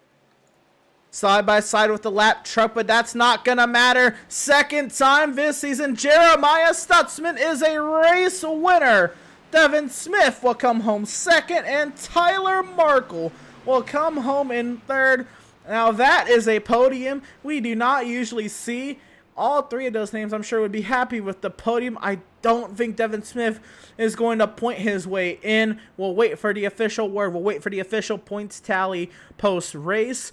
But what we do know for sure is we have a now 2-time race winner in Jeremiah Stutzman. Fuel strategy played out to brilliance there. Jeremiah Stutzman plays it out. He still has enough in the tank to do some burnouts in the front row here. I presume to use all the rest of the fuel up in that truck right now. What a brilliant drive from the 71 and from all top 3, making it all the way to the checkered flag from when they pitted last time. That was a great call. Picking up the checkered flag in tonight's Crazy Laze 167, 109 laps around the Iowa Speedway. Jeremiah Stutzman did it all. And again, Crazy Laze YouTube channel by Tyler Markle himself. We'll talk to that podium finisher, Tyler Markle, and he'll be able to tell you a little bit more about his channel. But again, if you're into sim racing content like AI racing on iRacing or NR Series AI, Tyler Markle has got you. Go ahead and check out his channel. Just a simple YouTube search, Crazy Laze. And again, Jeremiah Stutzman with a strategic victory. Now this is the way I'm used to seeing Jeremiah Stutzman pull these babies off. We'll get to talk to him and the rest of the podium on the far side of this break. Don't you go anywhere.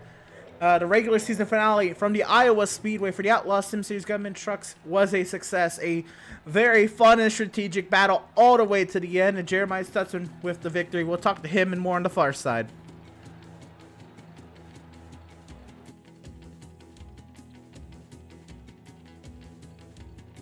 Sound Art introduces an entirely new way to listen to music in your home.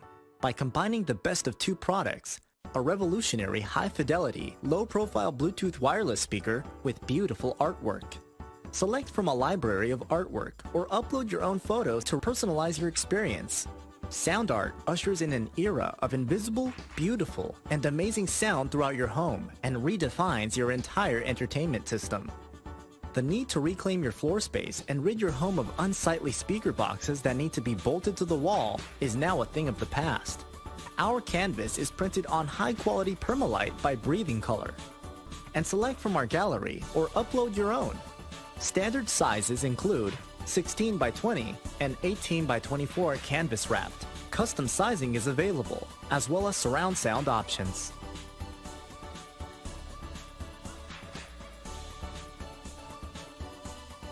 Have you found yourself trying to hide your joy because you're unhappy with your teeth? Your smile is the first feature noticed in an interview, on a date, or in family photos. We want you to be able to shine bright as your best self, and our teeth whitening system is the perfect step toward restoring your confidence.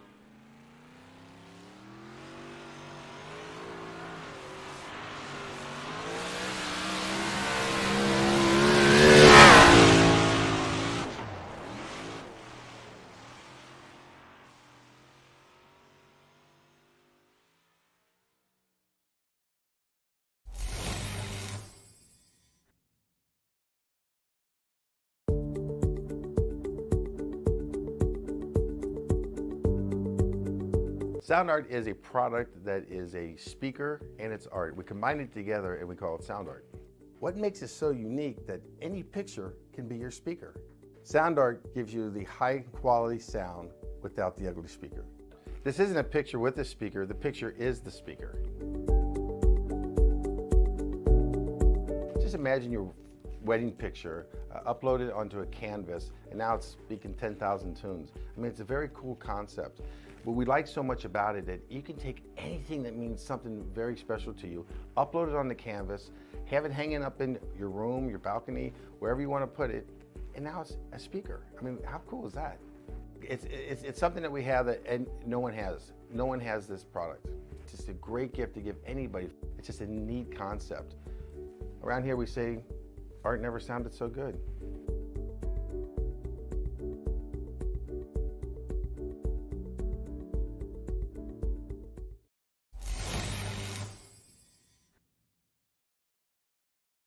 After months of quarantine, we're all interested in how we can become our best self. The team at Permanent Makeup and Cryo is here to help you get the flawless makeup look every day without the extra effort or time. When it comes to your appearance, you deserve the best care that money can buy.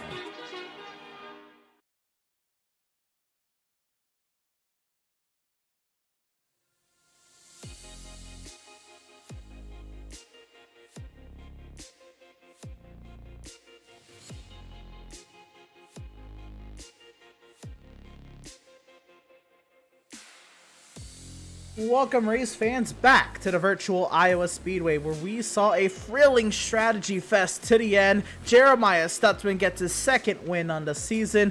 We'll get to talk to him. Devin Zimmerman standing by with our two-time race winner on the season.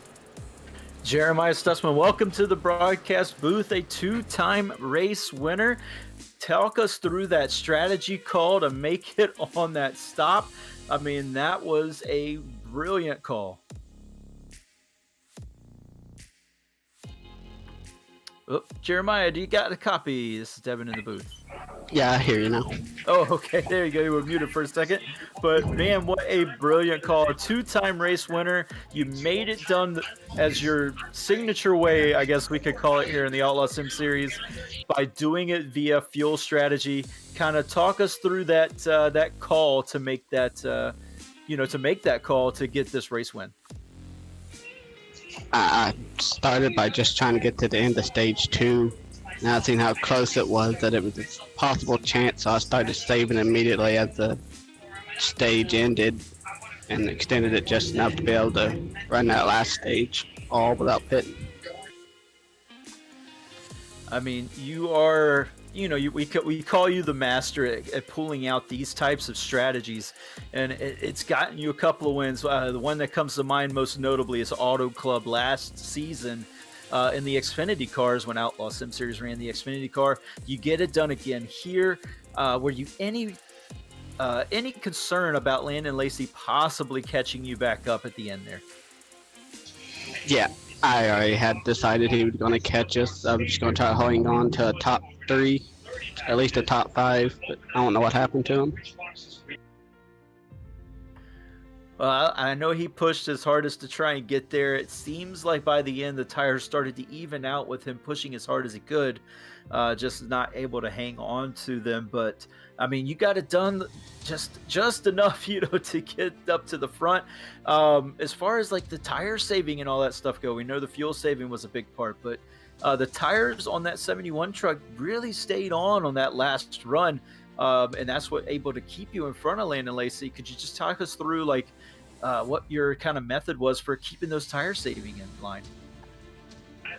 I was just trying to stay consistent and not slide him at all on the entry or exit. It was really the only thing I did. Well, short and sweet, and I like it. I mean, this sets you up so well for getting into the playoffs. The two-time race winner. We headed to some mile and a halves here in the first round of the playoffs. Kind of talk us through what your mindset is going into the playoffs now that you have momentum on your side, and for the tracks that are coming up in round 1. I'm definitely looking forward to it a lot more, because since I think of the Auto Club and the trucks, I really have not ran a good race since. So it was nice to get this one, to get some momentum, and have some good tracks coming up at the mile and a half, I think. Well, that's some other tracks that can really do with good strategy calls. I know you will be on top of it, my friend. Again, congratulations on the win tonight, two-time race winner this season. We will go ahead and give you the floor now to thank whoever you got to thank, shout out whoever you got to shout out. The floor is yours.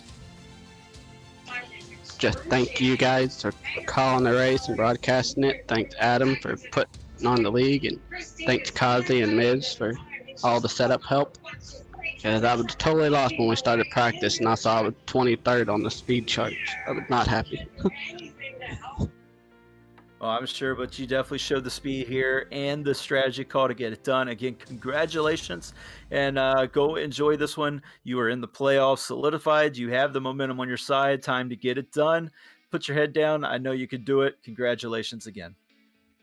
Thank you. And that was Jeremiah Stutzman here, the 71 truck, our race winner at the Crazy Laze 167. It was an honor to watch his strategy call, and another guy who made a similar strategy call was Devin Smith. He's going to be standing by with our pit reporter, Andrew Godly, I can't say his name, but Andrew, our pit reporter, is going to be standing by with Devin Smith. Don't worry, Devin, you're not the first, and you certainly will not be the last. But Devin Smith coming home second place when it's all said and done. Devin, it didn't always look like you were going to be a contender for the podium and talking to us after this race, but a mid-race strategy call. Was that mid-race call, I guess, a switch-up? Was that planned at all? What went on there?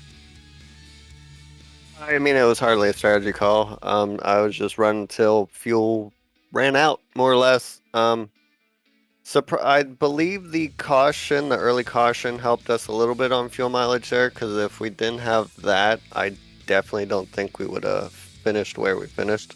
We definitely probably would have had to pit. But, I mean, all in all, it was a good race. It definitely did not look like I was going to be up there, because I think I fell back to 18th early on, and then I think by the end of this stage, I was back up to like 8th. So, hell of a long run truck, that's for sure. Yeah, the truck looked great on long runs. It was pretty solid. Obviously works up to second place. Now strategy helped you. It's likely not going to be enough. Emerson is still working on points, tabulating all of that, getting that ready for us. But even if you don't make the playoffs, even if you do, whatever, just how do you look on this season? How do you build from this season as well? I guess just wrap up season 2 here in the Outlaws Sim Series for you. Well, we're going to go for wins, obviously, what we do every week. Honestly, it was a good season up to maybe like 3 or 4 weeks ago. Just kept getting into incidents and whatnot, bad finishes. If that didn't happen, I probably definitely would have been in the playoffs, or at least been really close to the night. So this run might have catapulted me into the final 13, because I know Fitzpatrick and Gilliard both had trouble tonight.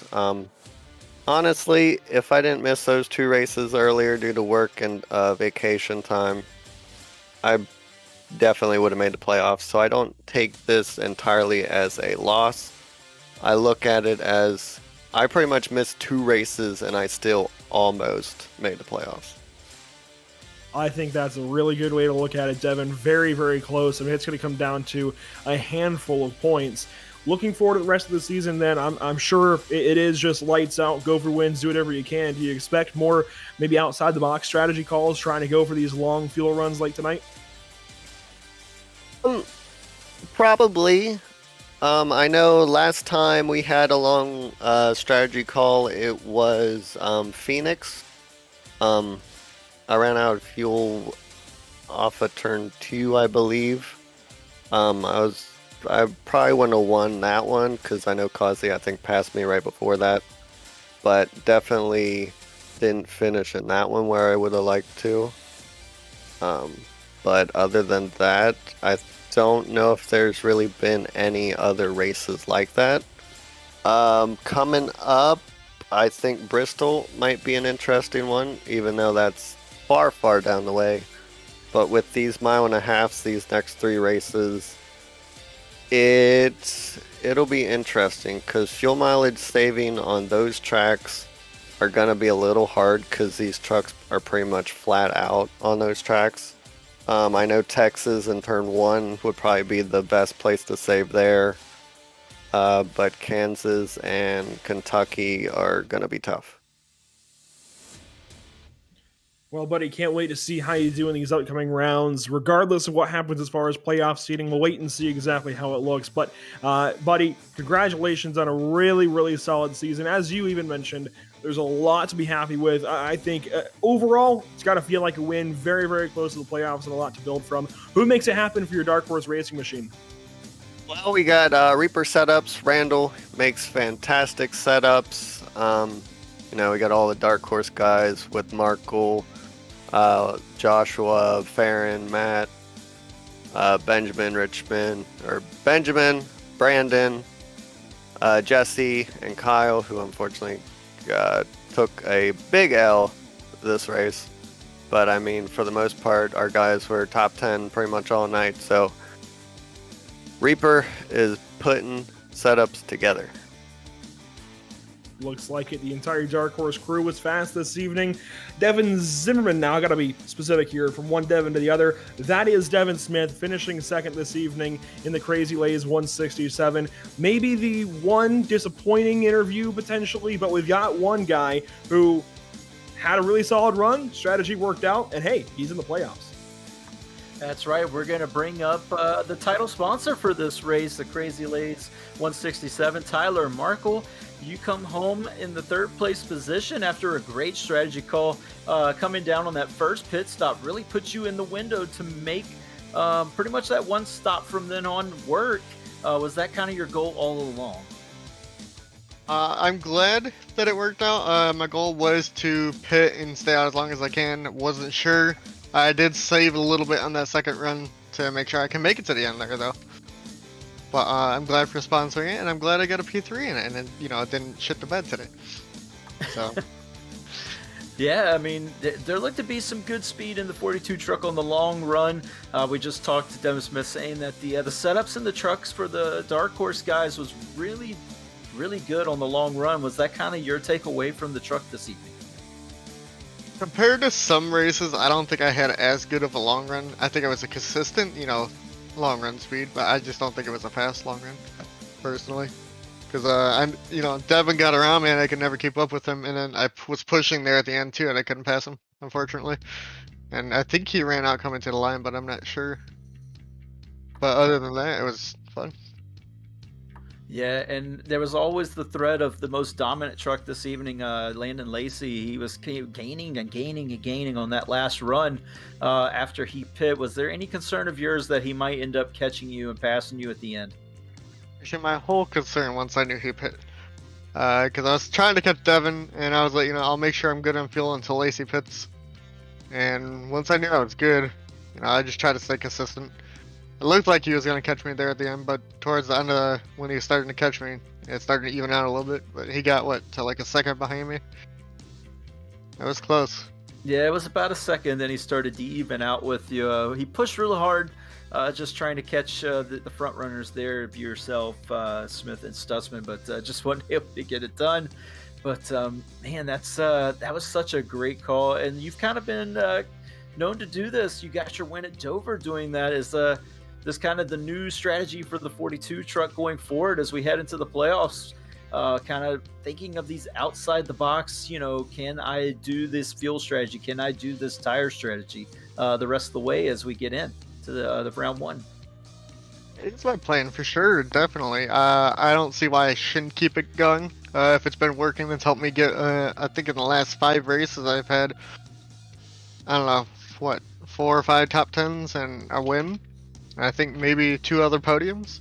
So I don't see why I wouldn't stop it. I don't remember where we're going next week, to be honest with you. But I think it's Kentucky, just like SRN. I'm not sure how that's going to go. Gotta wait to see a setup. But for tomorrow, not really sure how it's going to run because I haven't ran practice for the track at all. So we'll see. Yeah, it should be a fairly interesting race for sure. It's those 1.5 miles as we get into the first round. They can be conducive to some of these strategies working out, and I look forward to seeing more of the strategy. Like you said, it has been working for this 42 truck quite a bit more than some of the other trucks in the field, and I mean there's a ton of momentum on your side getting in. Is that something you just feel feeding off of as we head into round one? Since Dover, I mean, I've been more confident, I feel like, in trying, I still haven't practiced as nearly as much as some of these other guys. Like, I feel bad for Lingerfeld today. He did all, I think, over like 800 laps and gets hit by somebody in the beginning, unfortunately. And like, I don't want to have that happen, but knowing playoffs, I think we had what, Martinsville and a couple other races in the playoffs last year, and we had like half a race Wreckfest. So it could happen still. And my strategy wouldn't work, then I just gotta be fast. This is true, and I mean, you just got to plan for all the different scenarios, I guess, and we'll see what happens next week. But again, congratulations on the third place. We're gonna let you have the floor now, and thank whoever you got to thank that makes this 42 truck puts this 42 truck on the track every week. Well, thanks to the whole Dark Horse Racing team and the people who make the setups. Not Devin. Oh man. I mean, Devin Smith. He did great. He's actually the one that made me want to start saving fuel last year. Strategy in that. And then thanks to Lingerfeld, who provides the setup to everybody, also from the people who he gets it from. And then myself, I'm glad to help Adam when I can each week, and hopefully I can sponsor more races when I can. Even though it's not too much money, I just hope I can help here and there. Well, we thank you so much again. Congratulations on the podium, Mr. Tyler Markle. We look forward to seeing these continue as we get into the playoffs. We'll let you get back to your team, and we're going to let Emerson take it away now with the possible point standings. Yeah, so it's gonna come out. These are still unofficial. We'll cross check them and all that. But from the tally we got now, it is honestly a little bit further away than we I guess anticipated. It came down to I think 18 points at the cut line. Still a large chunk in the direction of Devin Smith, but unfortunately that's gonna do it. It got tight between Gilliard and Fitzpatrick. They only had 6, so if there was a first time winner, if Devin Smith was able to break through, then it was a tie between Gilliard and Fitzpatrick that would have been had been broken. But at the moment, it should be Gilliard, Fitzpatrick, Setzer, and Fox solidly into the playoffs. We'll get those, of course, confirmed way before we head into next week. But we'll get this confirmed. I think that should be the final points tally. But again, we'll do all the cross-checking about that. Let's see how everybody did come to the checkers here and how they all crossed the line. And, of course, Jeremiah Stutzman with his second victory on the season. He got 43 laps led on his wild one-stop strategy. Well, not one stop because he did pit on the first caution of the race back on lap 3. I think that should be important to note. But overall, as opposed to everybody making 2 stops after that yellow, they only had to make 1 stop. The timing of that caution, it's so awkward. You don't think about, cautions like that, having that much of a bearing in the race. But that's what put Jeremiah Stutzman in first, Devin Smith second, Tyler Markle to round out the podium. Landon Laze, the dominant truck all day, will come home fourth. Joshua Land Fox, our pole sitter, had a great run. Hopefully a nice momentum booster for himself up in fifth there. And Elon gets himself a solid top 10 in sixth. Matthew Setzer, the first truck, 1 lap down in seventh. Max Service in eighth. Benjamin Park, another great top 10 for the 23 truck in ninth. Brandon Richardson will round out the top 10, and unfortunately, he will not make it into the playoffs, Devin. Yeah, and then we get Joseph Causey, the regular season points champion here in 11th spot, 1 lap down. Doug Solms brings home another solid result as he continues improving every single week. He brings it home 12th, 2 laps down. Seth Berger ran into trouble early with the 29 truck getting put up into the wall and just kind of nursing that truck around. Tried to make a fuel strategy work, was unable to do so. He brings it home 13th, 2 laps down. James Gilliard ran into trouble as well with a pit road penalty, was able to recover to 14th, ultimately solidifying his spot in the playoffs. 15th, Jesse Adams in the 55 truck, 2 laps down. Seth Fitzpatrick had a rough night, was able to make a decent finish out of it as well. In 16th position, 3 laps down. Matt Rogers, 4 laps down in 17th. Dan Park had a rough night. Again, he comes from 9 laps down in 18th. Cody Vreeland called it quits after he slid through the infield. He is 56 laps down, 19th. Randall Barnett involved in some issues early on. He is 91 laps down. This is where we kind of get to the heartbreaks of the field. He comes home in 20th. We head to 21st with Emerson. Yeah, on the other side of that excuse me. Again, the drivers who were not able to come to the checkered flag at the end of tonight's race, you saw Eric Peck having a decent run earlier in the day. He will come home in 21st, 100 laps down. Andrew Pratt, 1 lap behind him after picking up that pit lane violation, not traveling on the outermost lane through the curve.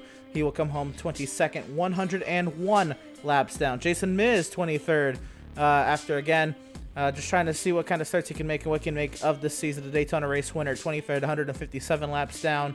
Kyle Lingerfelt got into an accident early. He will not build any momentum from this race into the playoffs. It'll be 24th, 186 laps down. Jeremy Seapool, registered for the session, did not take the green flag there in 25th. With that being said, again, 190 laps of racing here, and it was wild at that. We're still not done this week on the channel. Again, tonight we had, again, the Outlaws Sim Series season finale for these trucks at Iowa. Tomorrow night, the North American Racing League in their second season now. They kicked it off last week at Monza. Again, the Temple Speed put on a great show. We head to another high-speed road course tomorrow night, 9:15 p.m. Eastern at Watkins Glen. And that'll be a fun one as well. Again, high-speed road course, the high-speed road course. Matthew Dench got the win at Monza as well. So we'll see if he can keep that up. Friday night, the MSRA, the Midwest Sim Racing Association's National Series, continues their playoff run. They're at the Kansas Speedway, 8:15 p.m. Eastern. You won't want to miss that, especially if you're one of these outlaw drivers trying to study up, brush up on Kansas Speedway before the playoffs, because we're at Kansas next Wednesday night. We'll be going live 50 minutes after the Cars Esport Tour at Rockingham takes to the airways with their season finale at Rockingham. A lot of fun broadcasts coming up. But Devin, what are you looking most forward to? Yeah, I'm looking forward to, of course, our first race of the playoffs for the Outlaw Series, but also these getting towards the end of the playoffs for this MSRA Series and the North American Racing League, both kicking off respectively. They're the North American Racing League in their second race, a great race last week at Monza. It was very entertaining. MSRA, of course, in the playoffs, and like you said, these Outlaw guys might want to take some notes there of that race. So that'll be a good one to catch. The Cars Esports Tour, again, has been great all season long, running on Wednesday nights concurrently with the Outlaw Sim Series most of the time. But this time we're actually going to be coming on after that race, so we'll get to watch it there. I'm excited to see how that series is going to come to a conclusion. And of course, you can always catch all of these on all of our social media accounts here at Pitstop TV. They will be on Facebook.com/pitstoptv. Instagram.com is /pitstop or pit_stop_TV. Twitter.com is going to be /pitstoptv_. And then, of course, on YouTube is /c/pitstoptv1 /. You can also catch us on the Twitch channel, which Emerson will have for you. Yeah, but we were live on Twitch tonight, twitch.tv/pit_stop_TV. Again, all the lovely social media channels tonight. Again, our Facebook, Twitter, Instagram pages ran by Vincent Cortez tonight, bringing out beautiful updates. And we were live, the Facebook, YouTube, Twitter, Twitch, a lot of different ways to catch the Outlaw Sim Series, along with a couple Outlaws pages as well. A lot where you can catch the Outlaws Sim Series, but also where you can keep up with the North American Racing League, with the Midwest Sim Racing Association, their Trucks International Series, with the new series you brought on with Scar, BRP returning, all that great stuff. The Cars Esports Tour, of course, their season finale next week. All the lovely series you have here on Pitstop TV. You'll be able to keep up with all of their updates through our social media platforms at that. Of course, things go around. We keep the lights on here at Pitstop TV with the amazing help of our amazing partners like Tucson Sound Art. Your picture, your music. You provide the image that you want, and we will custom create a beautifully framed, high-quality canvas with a built-in Bluetooth speaker. With Sound Art, you get the best of both worlds. Make sure you use promo code PitstopTV at checkout for 10% off of your wall-mounted Sound Art device today. We're also brought to you by Permanent Makeup and Cryo in Maine. When it comes to your appearance, you deserve the best care that money can buy. You can contact Permanent Makeup and Cryo in Maine at permanentmakeupinmaine.com or call or text them at 207-358-8683. Also presented by Whiplash Media, the official graphic and camera provider of Pitstop TV. You can grab your iBroadcast cameras today at www.pitstoptv.com. Also check us out for sim racing overlays, paint schemes, iRacing camera packs, all that good stuff. There, www.pitstoptv.com/whiplash. And of course, huge shout out to BAM Racing Videos by a race fan for the racing community. And Devin, I think we expected a lot of green flag racing, as we normally get here in the Outlaws Sim Series, but at a very entertaining, a very hectic finish there with the mixing of the strategies. And really, we didn't know what was going to happen up until those final 5 or 6 laps, when we finally knew, where the picture was finally getting clear. Yeah, Landon Laze drove his heart out. Pretty much at the center point of the race, it looked like he was almost guaranteed to be coming out on top of this race. But a great pit strategy call from the top 3 drivers, ultimately with the downfall of Landon Laze, and unfortunately he had to settle for 4th place, just because Stutzman, Smith, and Markle pulled out a great strategy, and I expect more of that going forward. I mean, it's playoff time from this point forward. There's going to be all kinds of stuff being pulled by these playoff drivers to get wins, to get stage points, to put themselves in a position to make the next round and ultimately the championship at Atlanta. I cannot wait to watch Kansas next week with you. It should be an amazing race, as Kansas can kind of get into one groove again, so passing's going to come at a premium, but in the trucks, you can kind of make it happen. So I'm very excited to see the race next week. Oh yes, trucks at Kansas are always a grand old time. Again, very hectic, very crazy stuff happens when you put trucks at a flat out 1.5 miles. Again, I say recently, man, at this point, 9 years since it was repaved in real life? And that's considered recent. That is crazy. But again, the Kansas Speedway repaved. Still has a lot of speed in it. These trucks, they just rip around their top side, bottom side, you name it. You'll see these trucks all over that racetrack. It'll be a fun one at that. That being said, that'll do it from the Iowa Speedway. We're happy to have had you all here tuning in and joining us for tonight's action, and we hope you enjoyed tonight's broadcast. From all at Pit Stop TV, Devin Zimmerman on the call with me this evening. Andrew Carnali IV bringing us the amazing pit lane coverage that kept us on our toes the entire race, kept us in the know, kept you all in the know as well, listening into what all your favorite drivers had to say, what they were feeling throughout the race. That was a brilliant insight from Andrew Carnali IV, and give massive props to him for that. And of course, Vincent Cortez for the social media coverage. I am Emerson Arden. Again, y'all stay safe. It's getting cool. Y'all stay warm. Thank y'all for tuning in. We will see y'all next time.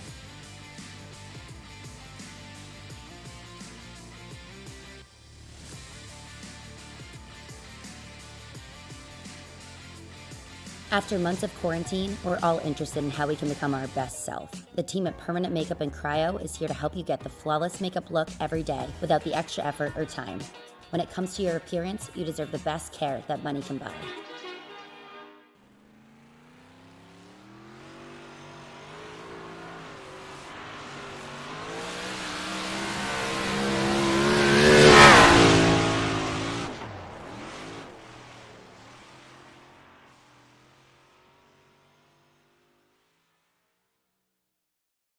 SoundArt introduces an entirely new way to listen to music in your home.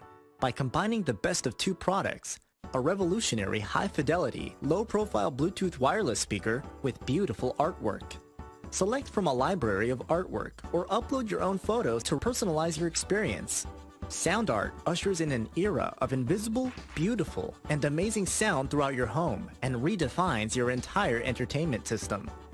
The need to reclaim your floor space and rid your home of unsightly speaker boxes that need to be bolted to the wall is now a thing of the past. Our canvas is printed on high-quality permalite by Breathing Color. And select from our gallery or upload your own. Standard sizes include 16 by 20 and 18 by 24 canvas wrapped. Custom sizing is available, as well as surround sound options.